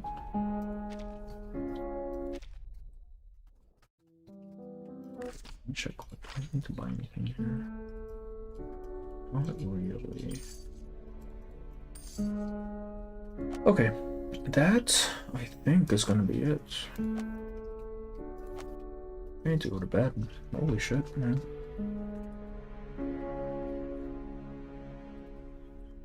Voyager's AoE, but okay, yeah, okay, I need to be bringing fucking Regulus to this goddamn mode next time. I keep forgetting. It will be the driver material, but Axe Normal has blended. I mean, hey man, if that's what gets them all. Okay. Let's check. Oh, that. Okay. Get that. I think that's gonna be bleeding through to the thing. My audio still coming through? Okay, it is. Wait, I just wanted to check. 114. We have 114 for what's her face, or what's his face. We have 20 polls, plus how for many before, it didn't keep my old shit, which is kind of annoying. Okay, that makes sense. Next stream, probably next week.